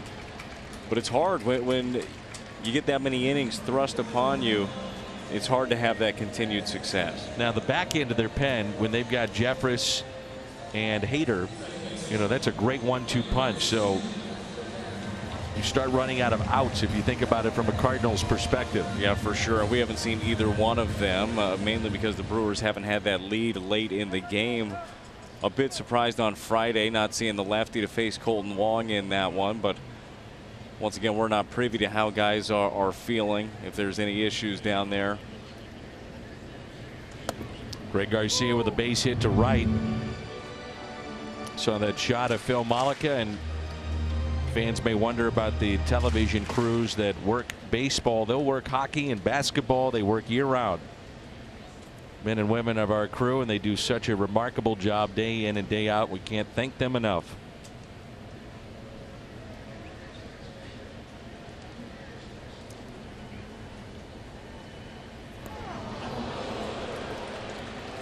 Garcia hit by the pitch. And we'll see a pinch hitter here in Colton Wong.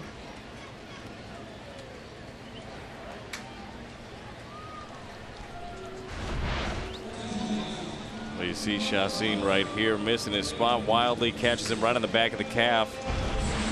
Guessing that one stung a little bit. Well, we were thinking about the availability. What was Colton Wong's role going to be? Here it is. Colton has found himself in a lot of big spots. The bat has been coming around. Nice to see him ready for this spot here. So 2 outs and a runner at first base. Short lead at first by Greg Garcia.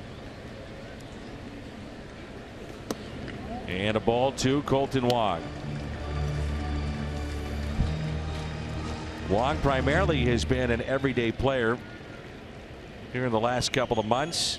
As a pinch hitter, he's done a good job. 3 for 5 with a run batted in. Average at a season high 240.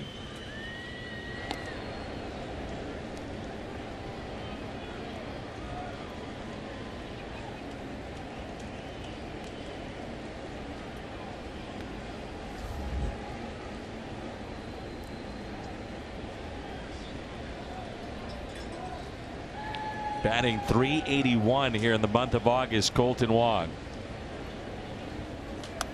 1 ball and 1 strike.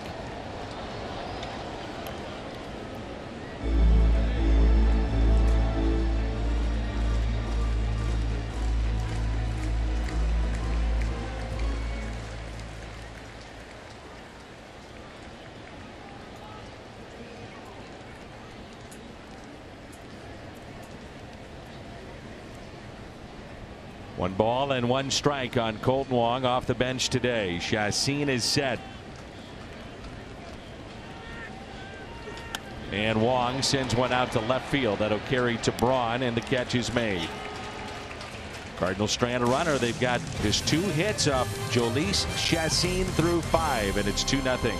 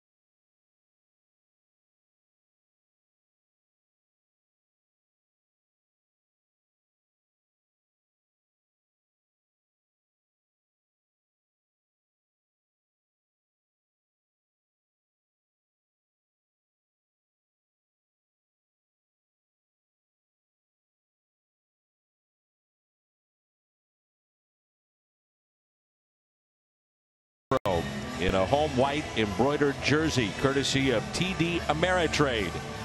Get your tickets for September 1st. Cardinals and Reds. Cardinals.com/promotions.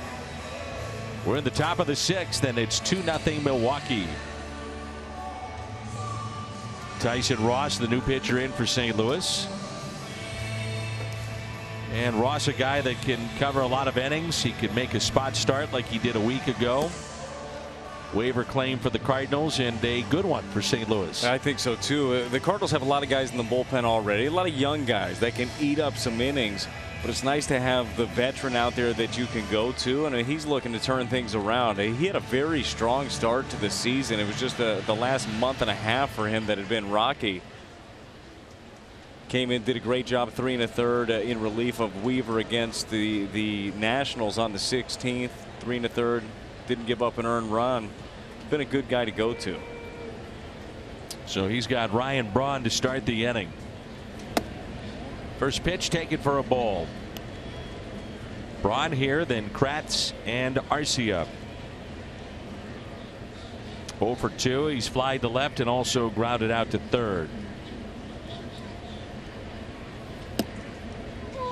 1 ball and 1 strike. We were commenting during the break that get a chance to meet and shake the hand of Tyson Ross, you realize you're talking to a big individual. That guy is big, put together. I had my back turned in the clubhouse, and he walked in a door next to me, and I think I cowered accidentally. I felt his presence before I saw him. This is a large individual. You were saying earlier in the game, when you get to come to the ballpark and you sit close, you get a feel for the size of all the players. He doesn't look as big on TV. Maybe it's the high socks. I think the high socks make him look maybe a little bit smaller, which is hard to do to that human. That's a big man. It's a big dude. 2-2 the count. And Braun hits it out of play, as we've seen at times. A change of scenery. Go to a different team, maybe a different pitching coach can help you out with some of your repertoire, and that's the Hyundai pitch arsenal there for Ross. Well, you're going to see a lot of the slider out of Ross. He spots up his fastball pretty well, but in a pinch, he's going to go to that off-speed offering. He throws a lot of different stuff up there, but it's free and easy. You mentioned the change of scenery, just going to a different place. You go to Mike Maddox, you go to Yadier Molina, and you have unbelievable resources there. But you also go into a playoff hunt, so you get the juices flowing. It's a little different than pitching in San Diego this year. You know, they're going through a rebuild. You get the best out of somebody coming into something like this. 2-2 lifted to right. Tyler O'Neill with the catch. 1 away.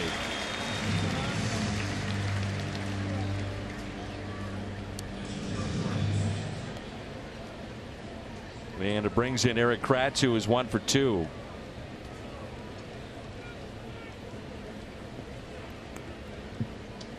Going to be nice for the Cardinals here soon. Could be in the next couple of days. Get Carlos Martinez back in the mix, out in the bullpen. Another great arm that you can go to. His rehab has gone fantastic. Said he feels really good. Boy, what a weapon Martinez could be. Well, we saw it a couple of years ago out of the pen. We know how great he is as a starter. And by all accounts on the rehab, not afraid to let anything loose. We saw him come back the first time from the DL, and he seemed a little bit tentative. We didn't see that as much the second time, and certainly said this time cutting it loose is not a problem.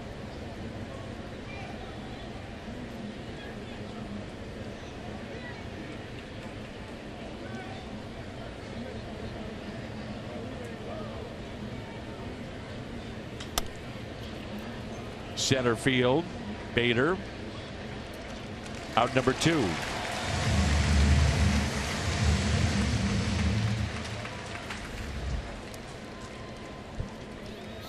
Want to buy or sell tickets at the last minute? The StubHub app, and you can grab 100% MLB verified tickets until the first pitch. Sell your extras to another fan. Get the StubHub app today. StubHub, official partner of the Cardinals. So Carlos Martinez, when he comes back, and it could be this week, will be in the bullpen. Adam Wainwright as well, his role in the bullpen. Wainwright has been hitting 90 to 92 consistently. and then Michael Wacha being stretched out as a starter.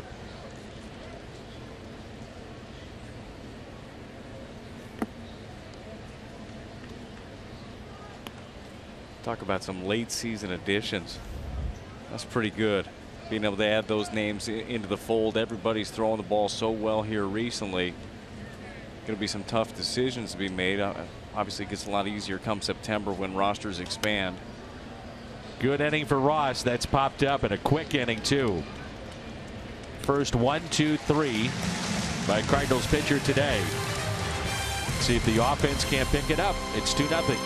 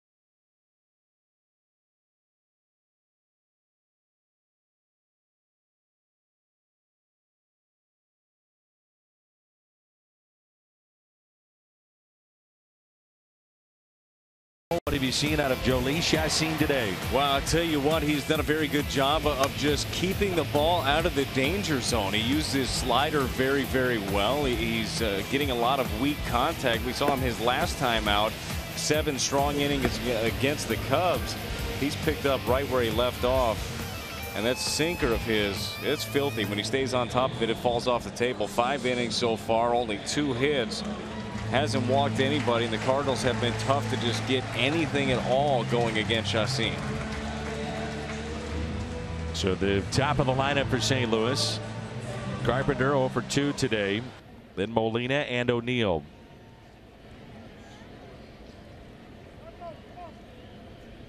There's been a lot of talk about maybe sitting Carpenter or Molina, meaning just giving them a brief time off. Not an extended period, but just a rest day.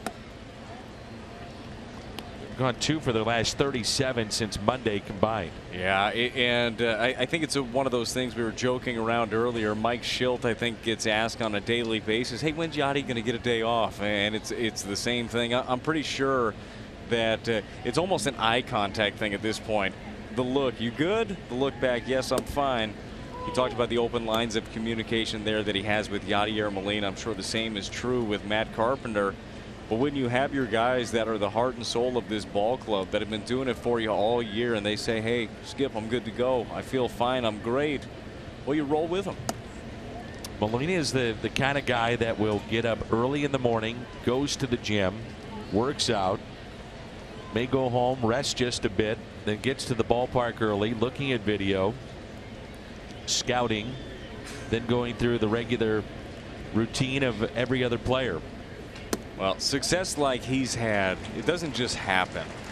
There are a lot of just God-given abilities that he has, that Matt Carpenter has, but the work ethic that goes behind him, that's what gets that true greatness out. All the little things, stuff that we don't see. It doesn't happen on TV. It happens when nobody's watching. That's where greatness is made. Dropping down a bunch, Chassin. Oh, what a play here. Safe at first base. Chassin did everything he could Wow. It's going to be close as they'll take a look at it, but a remarkable play by Jolie Chassin to potentially get Carpenter on this play. Well, he is the only guy on that side of the field. Carpenter has done a good job of this recently, trying to lay that one down. This is close over there at first base. Oh, he's safe. Just beat it out. Wow. Heck of an effort right there by Chassin. Just talking about Cardinals that aren't able to get anything going against him. You got to make something happen. Carpenter sees the shift, sees that left side open, and drops down the bunt. So many times you hear, why don't you bunt against the shift? Why aren't you doing it? Well, that's his 6th bunt hit. 6. That's most in baseball. It's a serious number is what it is.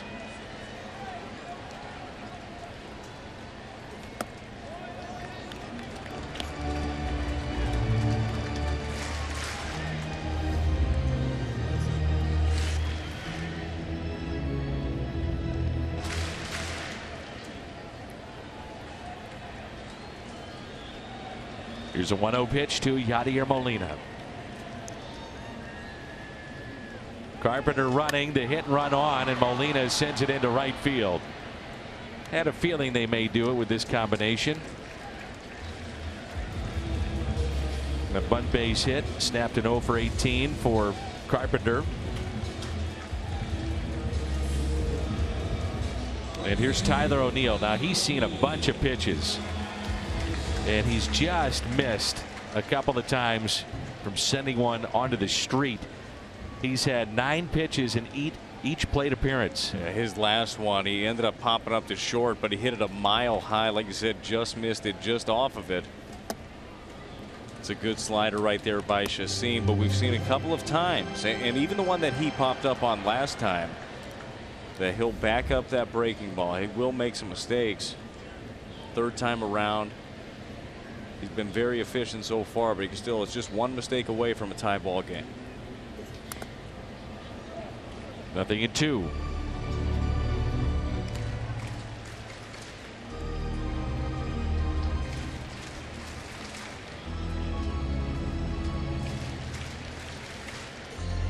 Runner at first is Carpenter. Leadoff base hit with a bunt. Molina fly to right. O'Neill now with 10 pitches that he has fouled off. In the hole, 0-2. Ground ball that's hit to second. Tough to turn 2 here. O'Neill will beat it out.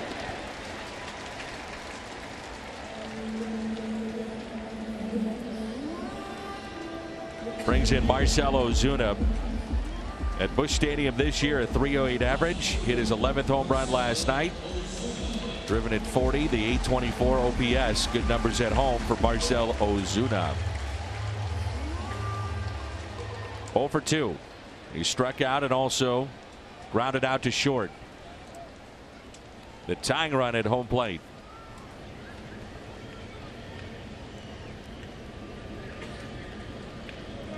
We've seen Chassin today attack Marcell Ozuna a lot like we've seen a lot of guys. He's got the sinker that goes hard in against him, then the sweeping slider. But we saw what happened yesterday, that 450-foot bomb. If you leave something up out over, that ball was crushed.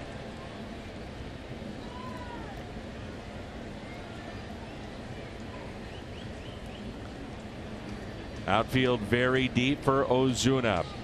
No balls and a strike. Jammed him, and that's line near the Cardinal dugout. Everybody okay? 0-2.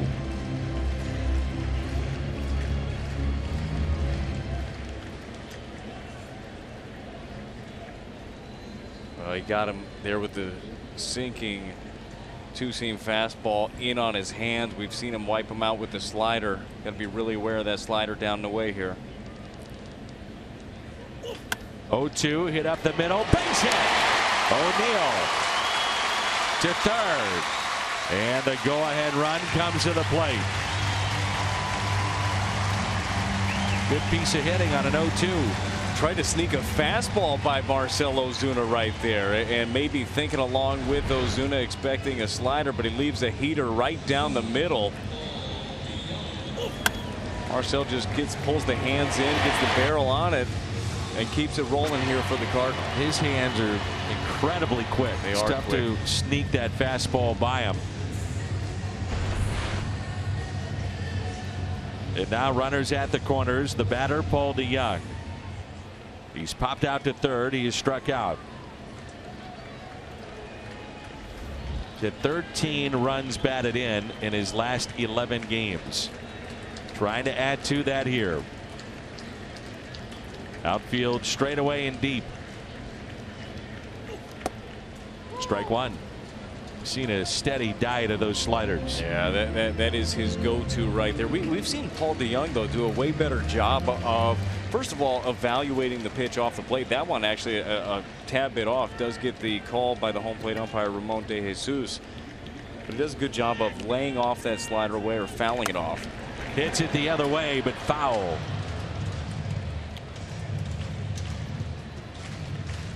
Now Paul has reached base 16 consecutive games. That's a career best for him here in the big leagues. But in the hole now, 0-2.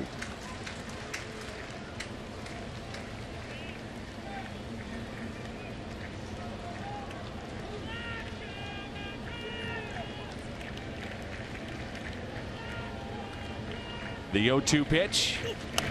Ooh, he hung it and got away with it.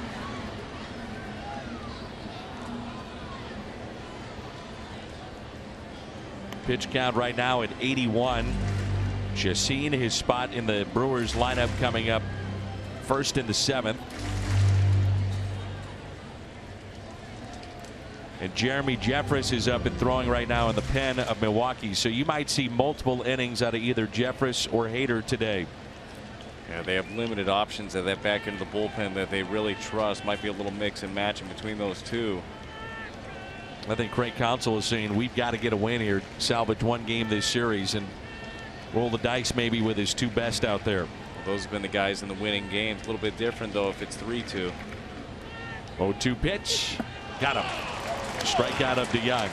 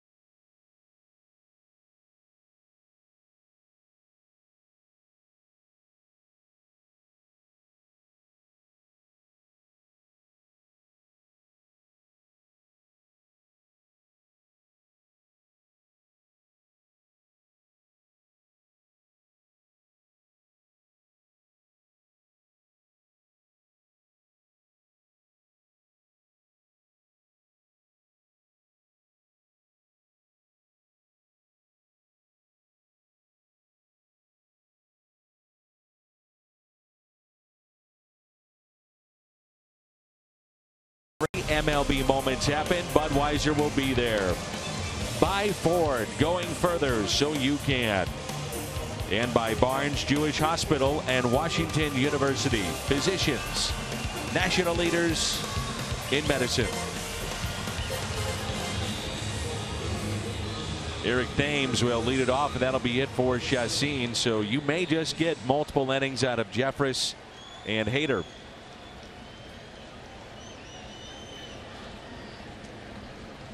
Eric Thames had that nasty collision in game 1 with Carpenter at the plate. The catch was made and he collided with Lorenzo Cain and then hit the wall. Yeah, it was a scary moment early on. You wondered which one of them, both of them down on the play, Cain and Thames.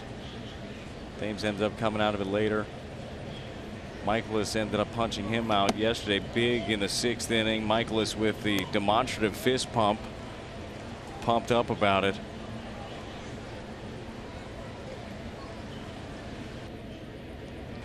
Here's a 2-0 pitch to Thames.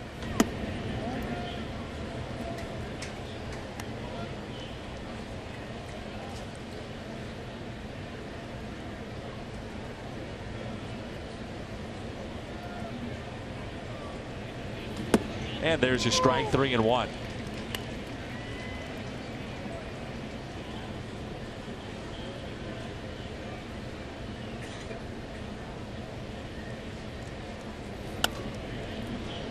Out of play. Full count.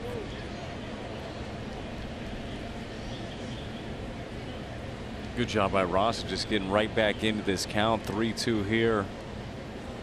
We know the power that Thames have, but you want to challenge him. At this point in the game, you got a really tight one. Free passes aren't going to help you. And he missed outside, so leadoff walk. Ross had the 1-2-3 inning of Braun, Kratz, and Arcia in the 6th. Brett Cecil came in with 2 runners on and 1 out in the 5th, pitched out of that jam. And now it's Yelich. The Brewers leading 2-0.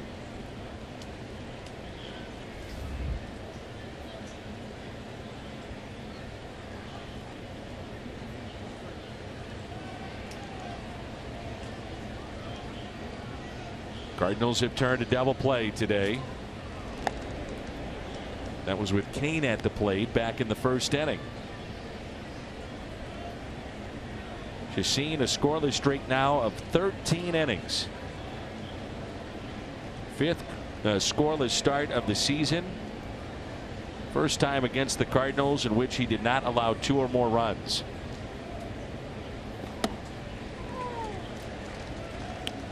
We already talked about for the Cardinals what's waiting in the bullpen for him. You got Jeffress coming in next inning, Hader behind him. But at this point in the game, anything different than Chacin might be a nice look for them. Yeah. Just 4 hits, not a lot of damage done against Chacin. 0-1 pitch now to Yelich. Be interesting to see how Craig Counsell wants to play it. Jeremy Jeffress, 56 appearances. Only twice he's gone 2 innings. For Hader, 39 appearances. 16 of them have gone 2 or more. So you may get Jeffress for 1 and Hader for 2. We'll see how it plays out. 1 ball and 2 strikes.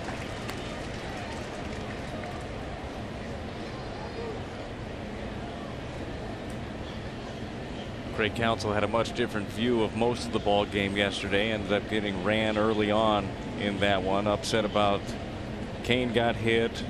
Miley ended up throwing a ball behind Tyler O'Neill. Warnings came out and he was a little upset about how it all went down, and kind of feel like rightfully so. Sometimes you just kind of let a game play out. I know umpires are there to have everybody's best interests at hand, but Craig Counsell and the Brewers are a tad bit upset about how it went down yesterday. Players seem to be able to police the game themselves. Yeah, you can tell when something's getting out of hand, and it certainly wasn't there yet yesterday.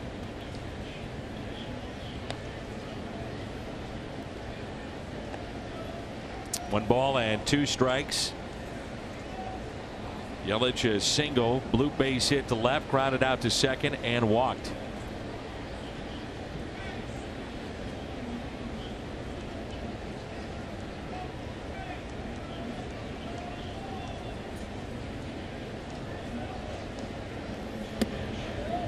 Two and 2.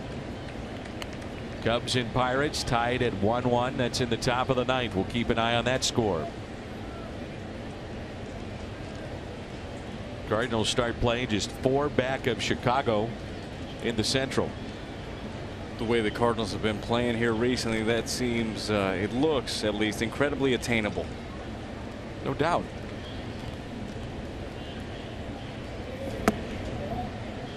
Cardinals and Cubs are done with their season series until the final weekend of the regular season. Can you imagine if there's something on the line in those final 3 games for both teams? It'll be incredible. It was 3 at Wrigley, and after today, the series before that Chicago series at Wrigley, it'll be Milwaukee here. Cardinals are done going to Milwaukee this year. Runner goes. That's hit down the left field line, slicing foul. Ooh, not by much and out of play. Boy, that wasn't foul by much at all. Oh, that thing hung on. Usually off the bat of a lefty, that's going to tail a bit more. It stayed very true. Missed by about 2 feet.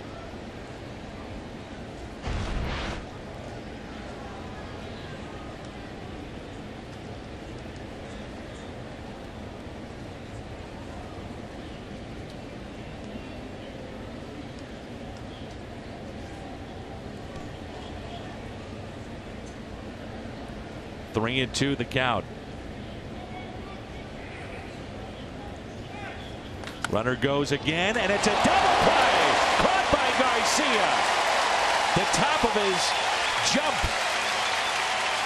The glove was there, and he picks up the double play.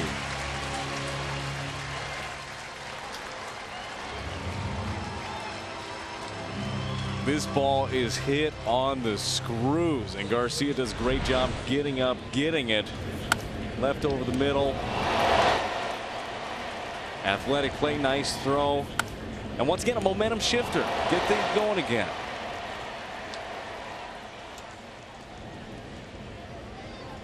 Boy, that's a good play. It's a really good play. And now there's 2 outs, nobody on. Lorenzo Cain at the plate. Grounded into a double play. Walked, stole a base back in the 3rd inning. Came around to score on a double hit by Moustakas. And also has an infield hit. Batting .358 here in the month of August and falls behind 0-2.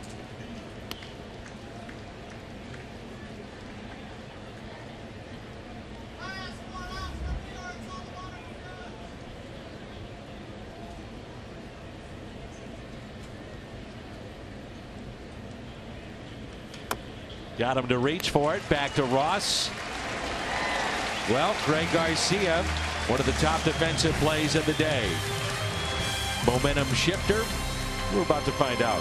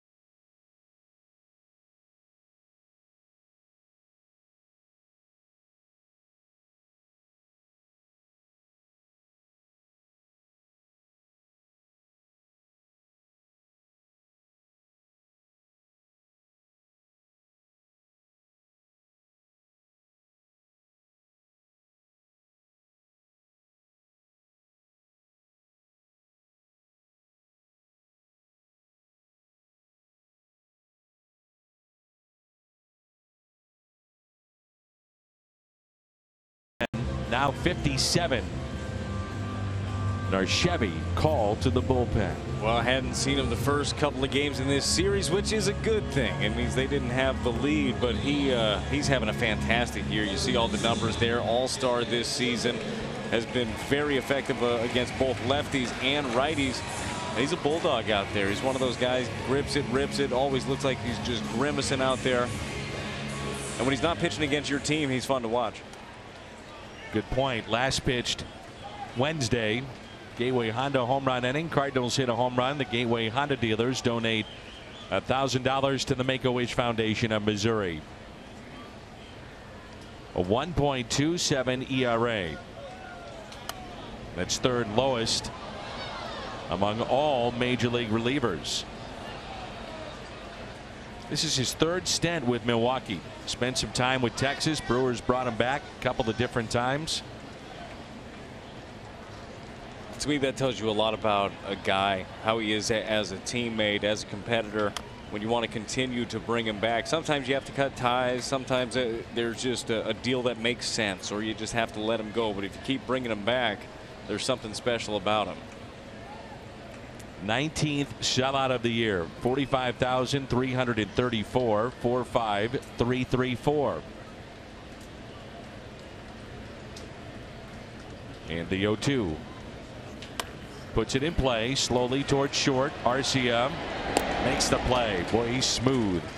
His shortstop for Milwaukee. Ball almost rolled up. You could see it getting to the heel of the glove, maybe the wrist. It just catches the end of the bat. You know it's got plenty of spin on it. He does catch it right there in the heel. He's able to grip it and go. It's kind of a tough balance for the Brewers right now because they're trying to figure out, you know, offensively they made a couple of those trades because they wanted to get the big bats in there. Moustakas is going to be at third. You make the trade for Jonathan Scope, who struggled so far. You've got Shaw, who had been very good for you all year. But defensively, that's not your best alignment when they're out there. So you got to figure out ways to have that balance. But over at shortstop with Arcia there, they're pretty solid. Bader has seen this right-hander. He's 1 for 4 with a home run.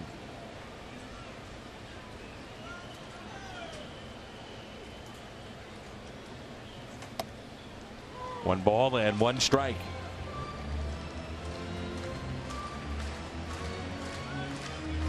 Last 8 outings. Can't do much better than that. 11 strikeouts, the 4 walks, a 0 ERA. The 1-1.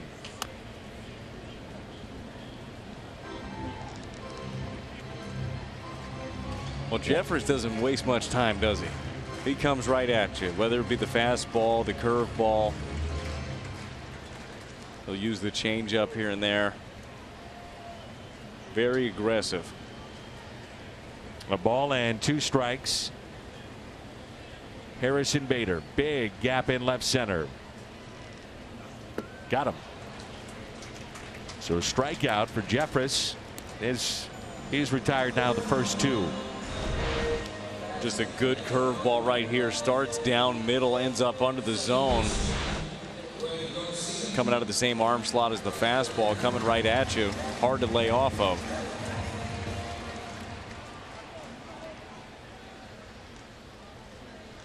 Garcia on base twice today. He is singled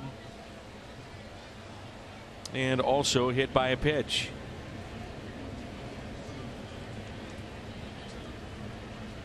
Jose Martinez at the on-deck circle.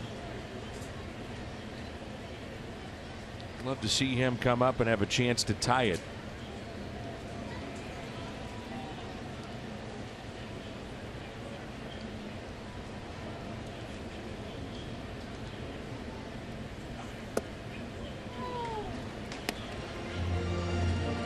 A couple of really nice breaking balls right there from Jeffress. He showed you in the last at bat right there to Harrison Bader. He can bury that pitch. He can throw it under the strike zone, get the swing and miss. He can also throw it for a strike.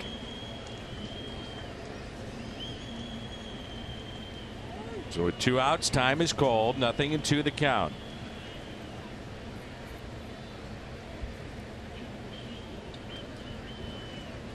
Chasen Shreve. Lefty getting loose in the Cardinal pen. And the 0-2 pitch. Home plate umpire missed that one too. Ramon De Jesus.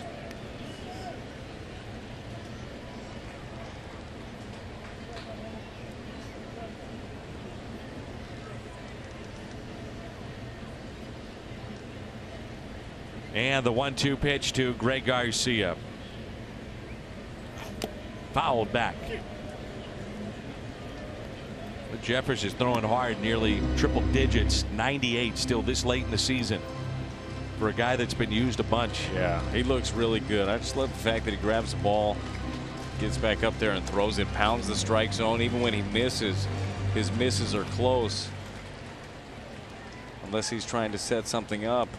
He's got a great idea of what he's doing up here. And the 1-2 pitch to Garcia. Spoiled. There's that changeup right there. We've seen the fastball, like you said, nearing the triple digits. We've seen the breaking ball that he can throw for strike and for chase. Then goes changeup off the plate right there. It's a good arsenal. Usually when you have guys at the back end of the pen, they don't have 3 pitches that they can go to. There's usually the 2. And even though his fastball and his curveball are his best 2, he can go to that changeup when he wants it.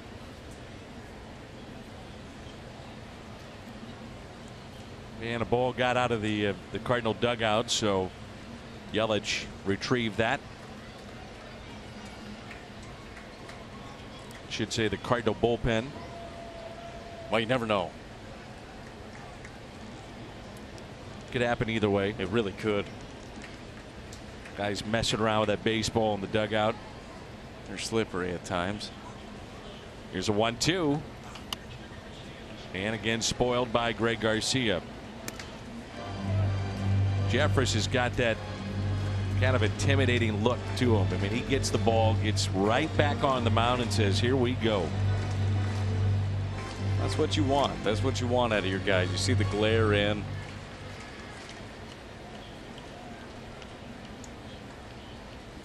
Got the great stuff to back it up. And the 1-2. Just off the plate again. 2 balls and 2 strikes.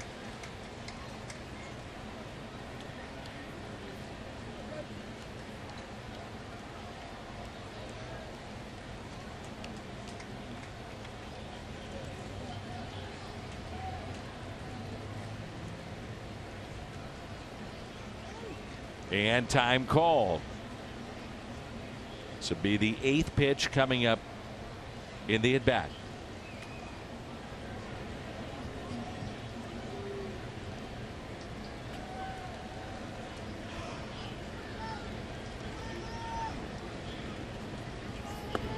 Low, 3-2.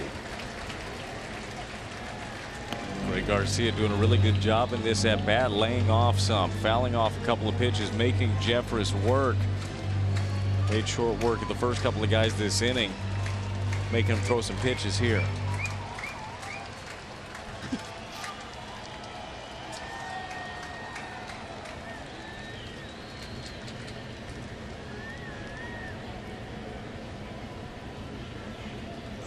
Garcia into right center. Ball hangs up, and Kane is there to make the catch. 8th inning when we come back.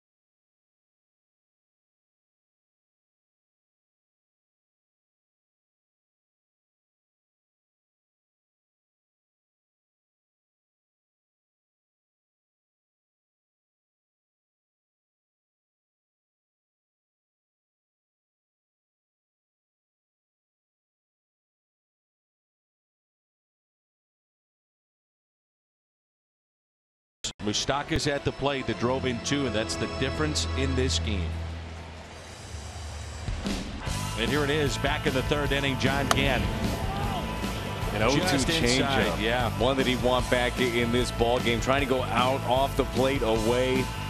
Had already gotten him on a couple of them. That's how tight this ball game has been. One mistake is the difference. And a ball high to Mike Moustakas. RBI double in the 3rd, grounded out to 1st, and also fly to center. 1 for 3. 1 ball, 1 strike. Tyson Ross has done a nice job. The bullpen today of the Cardinals, a nice job. Brett Cecil and now Tyson Ross. It was really nice to see Brett Cecil get out of that jam. Ended up walking the bases loaded, get a little pop up in foul territory to get out of the inning. You're just looking for something, looking for a little momentum for him. We talked about the confidence that it could give you. Mike Schild puts him into a big time ball game. We know the struggles that he had before coming back off the DL. Had the scoreless 2 outings now. You said something, and I've been watching Ross a little bit closer, how free and easy, you know, big guy, and sometimes you see a lot of, I don't say wasted motion, but you just see a guy that's got everything into it. I mean, Ross is just pretty simple, and boom, it's on you. He is, and you also don't want to say effortless, because a lot of times you think, oh, he's not putting anything into it. He just has a good idea of all of his moving parts, and I would have to think with as big of a guy as he is and as how lanky he can be, it's hard to do that. It's his 2nd walk. Sunday, September 2nd, 12,000 kids 15 and younger entering with a ticket take home their very own Cardinals bear.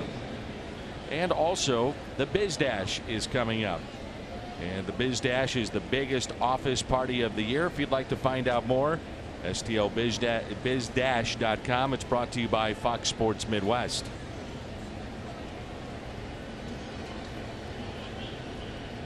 Jesus Aguilar.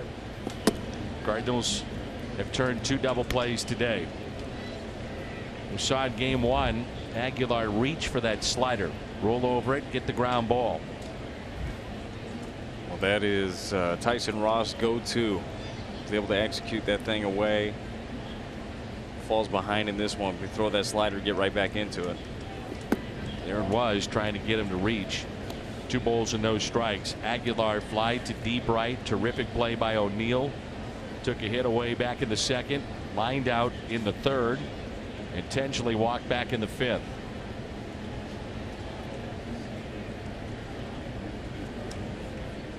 $18 balls, 19 strikes for Ross. Good example of pitch framing there by Molina. Quiet behind the plate, able to sell that call. 2-1. Now Mike Myers up and throwing. That's what it sounded like when I was warming up too, right? That pop. Yeah. That's what you heard up here? You bet I did. Good. You betcha. 2-2. Oh, I sounded like somebody was catching me with a pillow. You're too rough on yourself. It's a backswing here of Aguilar. May have caught Molina. Oh, yeah. Guy is beat up day after day. Some of the stuff that when you're watching the game, you probably don't even notice. It looks like a normal foul ball. This could be 2 out there. The double play. Got him to reach, which is what we talked about. Reach on the slider, roll over, and a ground ball. And there's the 3rd double play turned by the Cardinals. Well, you got a 2-2 count right here. We talked about the slider being his bread and butter. He executes a good one, and on the outer half, Jerko gets it on a hop, makes a really nice turn. You know, Aguilar doesn't run too well. You got a little bit of time. Really nice pitch right there by Tyson Ross. There's Travis Shaw, 1 for 3. Hader not up and throwing, and Shaw lifts it in the air to right. That's O'Neill. So we'll see another inning of Jeremy Jeffress. Cardinals will have a pinch hitter. Then the top of the lineup, 2-0 here in game 3.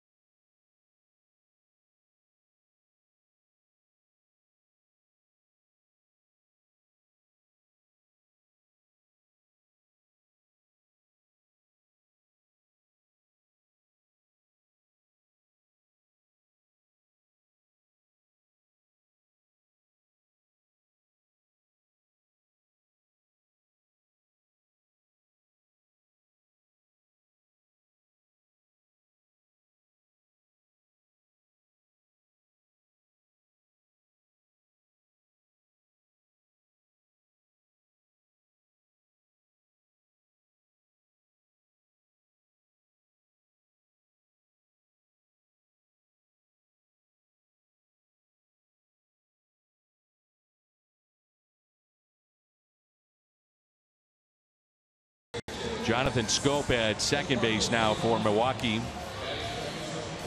Jeffress still in the ball game, and Patrick Wisdom will be the batter. I'm sure some may say, well, why not Martinez? Wait till Martinez has a chance to tie it up. Sure, we've seen him already this year. He's great with runners on. You get in an RBI position, he can drive the ball the other way. He can also leave the yard. And hopefully Patrick Wisdom can be a guy that can start setting the table for you here. So Wisdom here, then the top of the lineup. We're in the home half of the eighth, 2-0 Milwaukee. This is only the third time that the Brewers will try to get 2 innings out of Jeffress this season. A lot of appearances, approaching 60.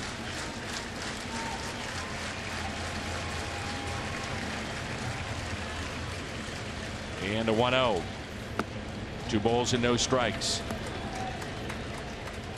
You've been in that role. You were more of a multi-inning guy, but also a guy that would come in and get a ground ball double play. And not to say that pitchers will shut down, but it's foreign to them to go out of the routine and go multiple innings. Yeah, it can be, and you have to stay mentally locked in. I don't think that's something Jeffress has a problem with. It seems like as soon as he gets back out there, he's a bulldog. He's ready to go. But you can get out of an inning, especially if you're just used to that one where there's that release. As soon as you're walking off the mound, it's like, okay, I did my job, but you have to realize your job's not done yet. It was a week ago that Wisdom made his major league debut and had a couple of hits, a key one against Kansas City that drove in 2 runs. 747 games in the minor leagues. It is incredible. I was so happy for him. We got an opportunity over the last couple of years to know him during the Cardinals caravans and just see the guy that he is. Lifts it into left center. First ever big league bomb. Patrick Wisdom. And the Cardinals get on the board. Patrick Wisdom. First ever major league homer.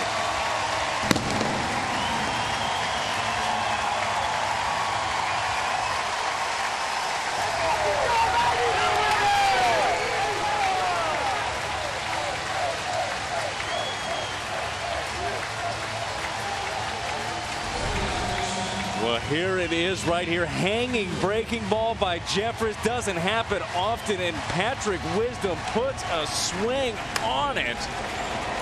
He was not fooled by that thing at all. Wow. And now it's Carpenter down by a run. And Carpenter lifts one out to left center. It's at the wall and caught. Gave it a ride. And we were almost tied.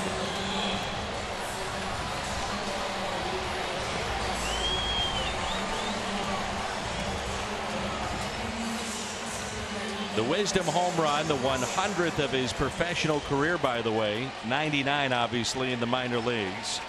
First home run allowed by Jeffress since back in June. This crowd back in the game.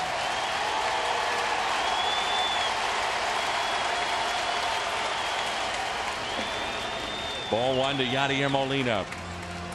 You can already see the difference here in this second inning for Jeffress. That breaking ball that was so money in the first inning had that good late break. If he missed, he was missing away. He's had a couple already. The Wisdom home run, that first pitch to Yadi, where it backs up on him. That's dangerous.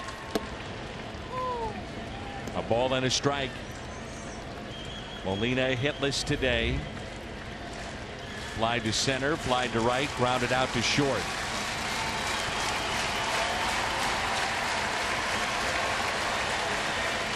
And a grounder hit to third. Loved by Moustakas. There's 2 away.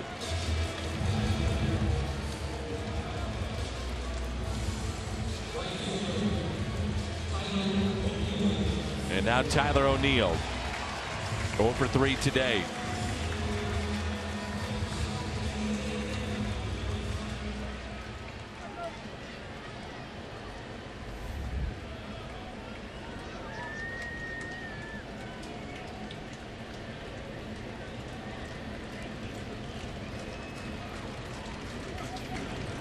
And ball 1. That good slider Got to think that O'Neill will get a bunch of those. The question will be, does he hang one?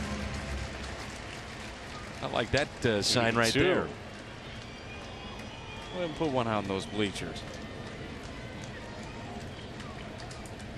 And the 1-0 pitch. 1 ball, 1 strike.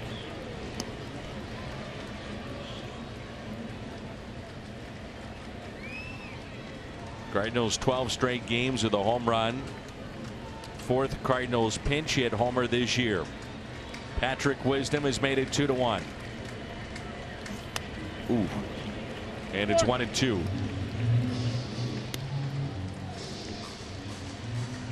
Jeffers gone with the fastball the last couple of times. We've seen about 3 breaking balls in a row out of his hands that just haven't looked like they felt right.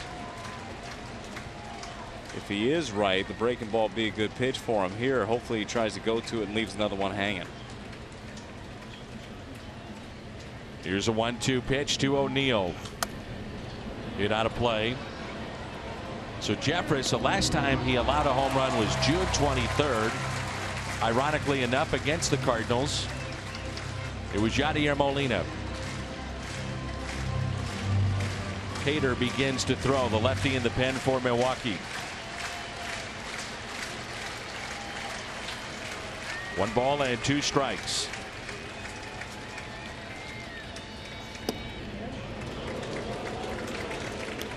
That's been 2 pitches in a row where Kratz has wanted the breaking ball. Jeffers doesn't have a feel for it. Goes to the fastball, misses outside there.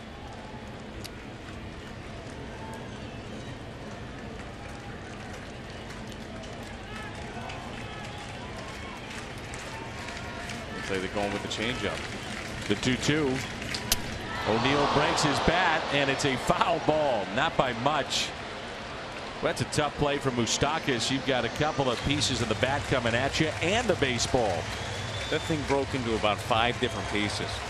That changeup just had that hard biting action. Ends up coming in there right in on the hands. You're going to be finding that for a couple of weeks.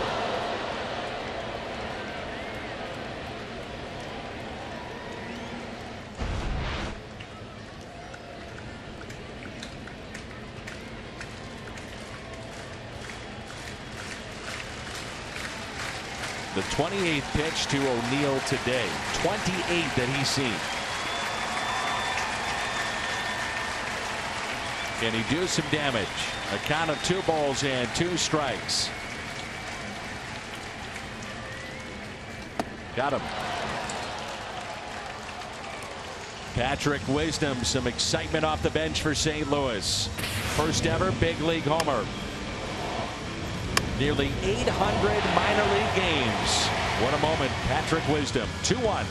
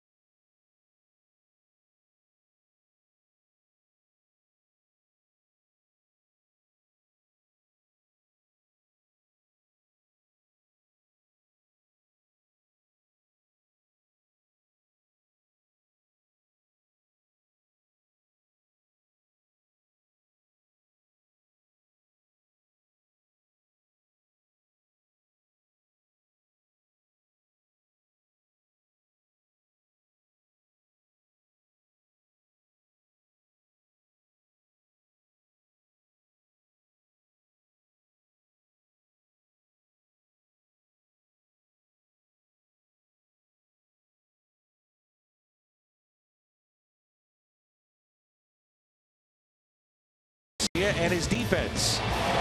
Athletic play right there. Part of a couple of double plays already.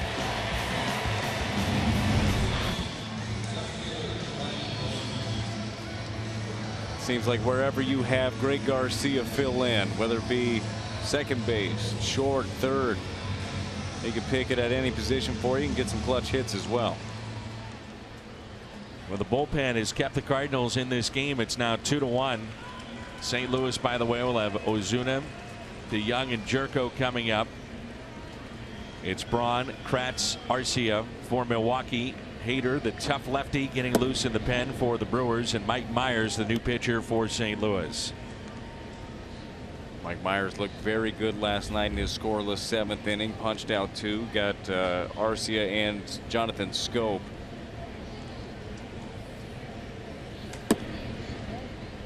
And it's 2-0.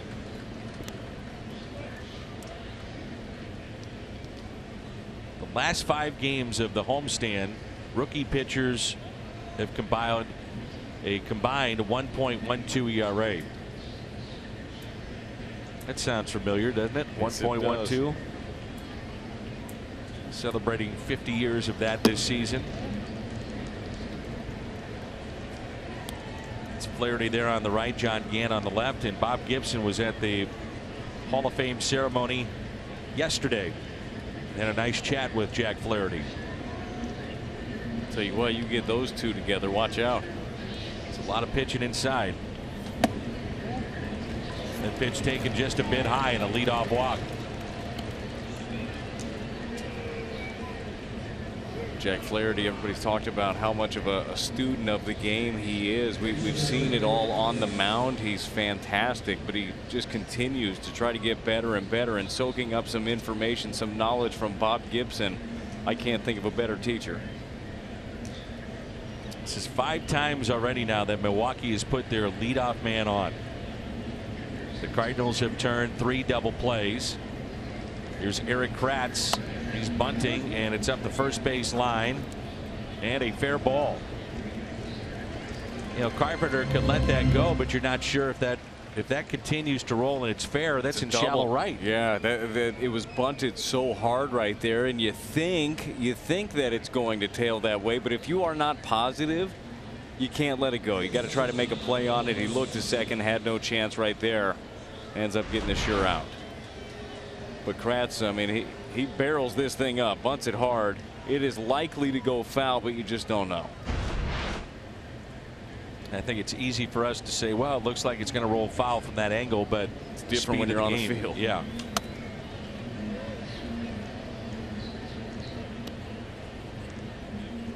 So Arcia with a runner at second base and Ryan Braun.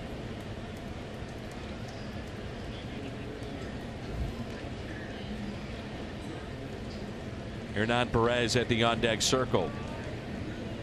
0-1 pitch by Myers. 1 ball and 1 strike.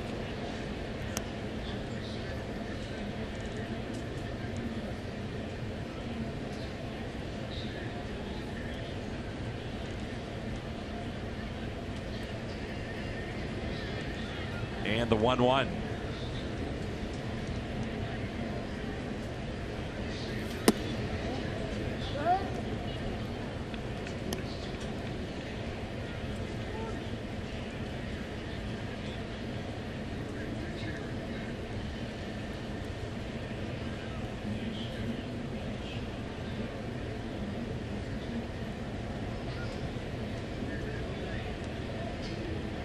Here's a 2-1 pitch. Get out of play. Nice breaking ball right there to get back into this count, even it up 2-2. We know that he's got the high octane fastball, but if you're able to throw an off-speed pitch to get you back into it, just puts a lot more things in the back of the hitter's head. So Myers earlier in the at bat kind of stared down Arcia on a pitch that was up, and those two looking at each other. He's been fired up. Check on the runner now at second base, Ryan Braun. 2-2 the count. I don't know, maybe a little something extra in this plate appearance. I'm okay with it. Yeah, it's a little cat and mouse. You get the big swing and the finish. You get the fastball up and in. That's the beauty of this. We're going to find out who wins. And he struck him out. Myers just kind of staring at him. That's all right. I like that. Gets him with the breaking ball. They're jawing right now. Keep going at it. Nice breaking ball right there. Catches him up in the zone. Looking for the heater.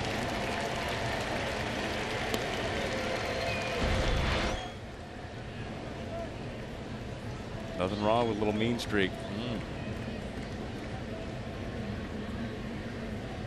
Hernan Perez, the pinch hitter, came in right field after the collision in game 1 with Thames and Kane.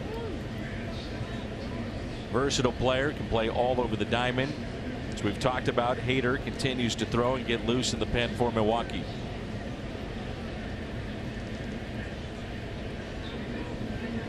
So 2 outs, runner at second base. And strike 1. Cardinals have again Ozuna, DeYoung, and Jerko coming up. There's a look at the all-star Hader.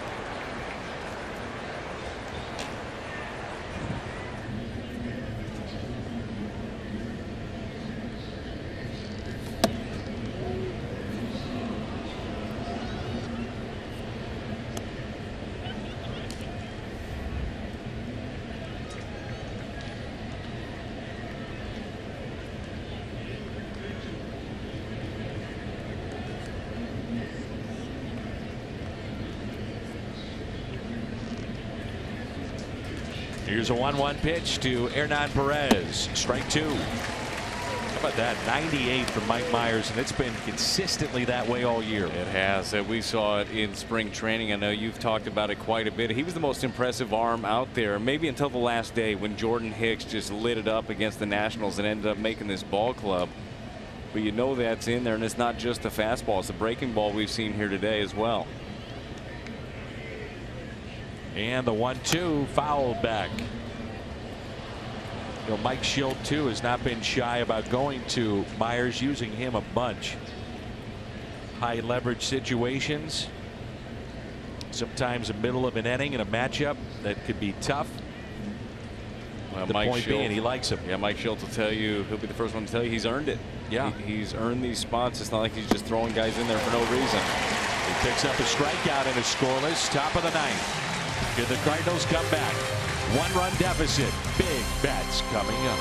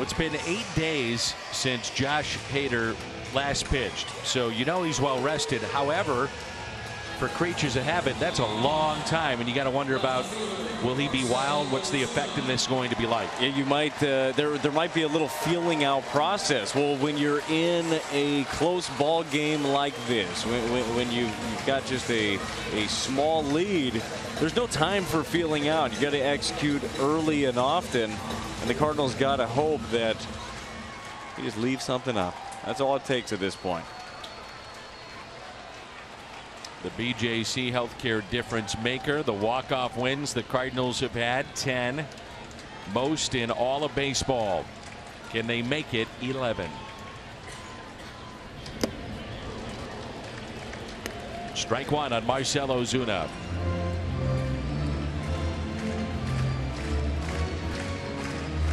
Yelich in left. Broxton takes over in right. 0-1 pitch. Nothing in 2.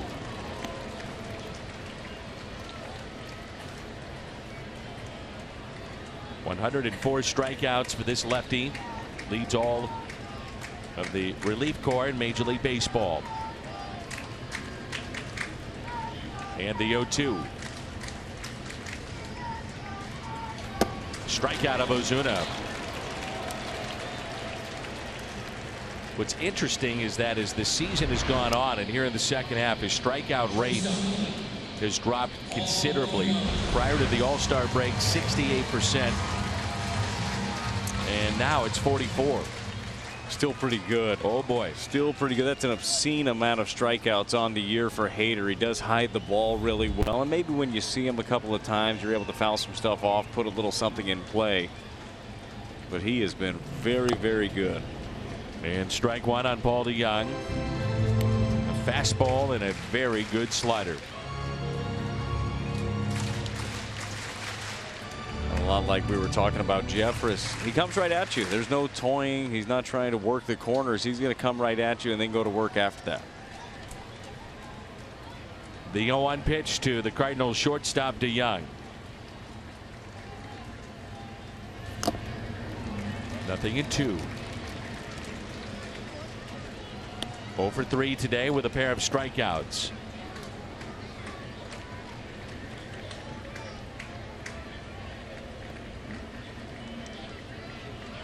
Well, we wondered about being effective throwing strikes. No problem. 5 pitches, 5 strikes. Yeah, apparently was able to work the cobwebs out in the bullpen beforehand. All it takes is that one mistake, though.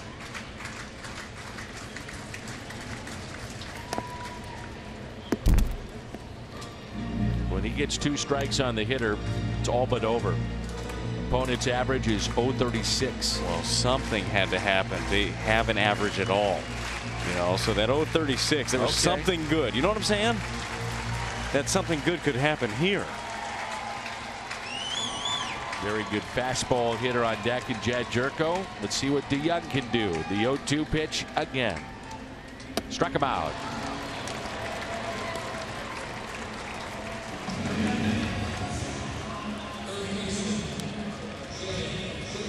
Well, in this at bat, you saw 97. Then you see a slider that starts off the plate away and gets him swinging right there after seeing 97. That slider that he hides pretty well, even though that wasn't his best one. I mean, that's filthy.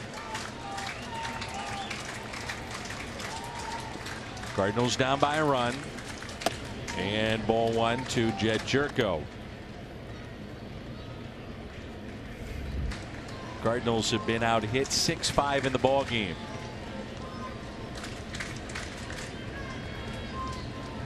The 1-0 pitch. And Jerko sends it into right. Back goes Broxton, and up against the wall. Makes the catch as Jed gave it a ride. Oh, so close. And the Brewers salvage a game in the series. Wow. Oh, man. You thought that one was going to be out of here. Hard fought ball game. Hard to get anything going offensively. Patrick Wisdom with the big home run. But another successful series for the Cardinals. They've won 7 series in a row and a head out on the road. Post-game show coming up next. 2-1 the final as the Brewers hold on here at Busch.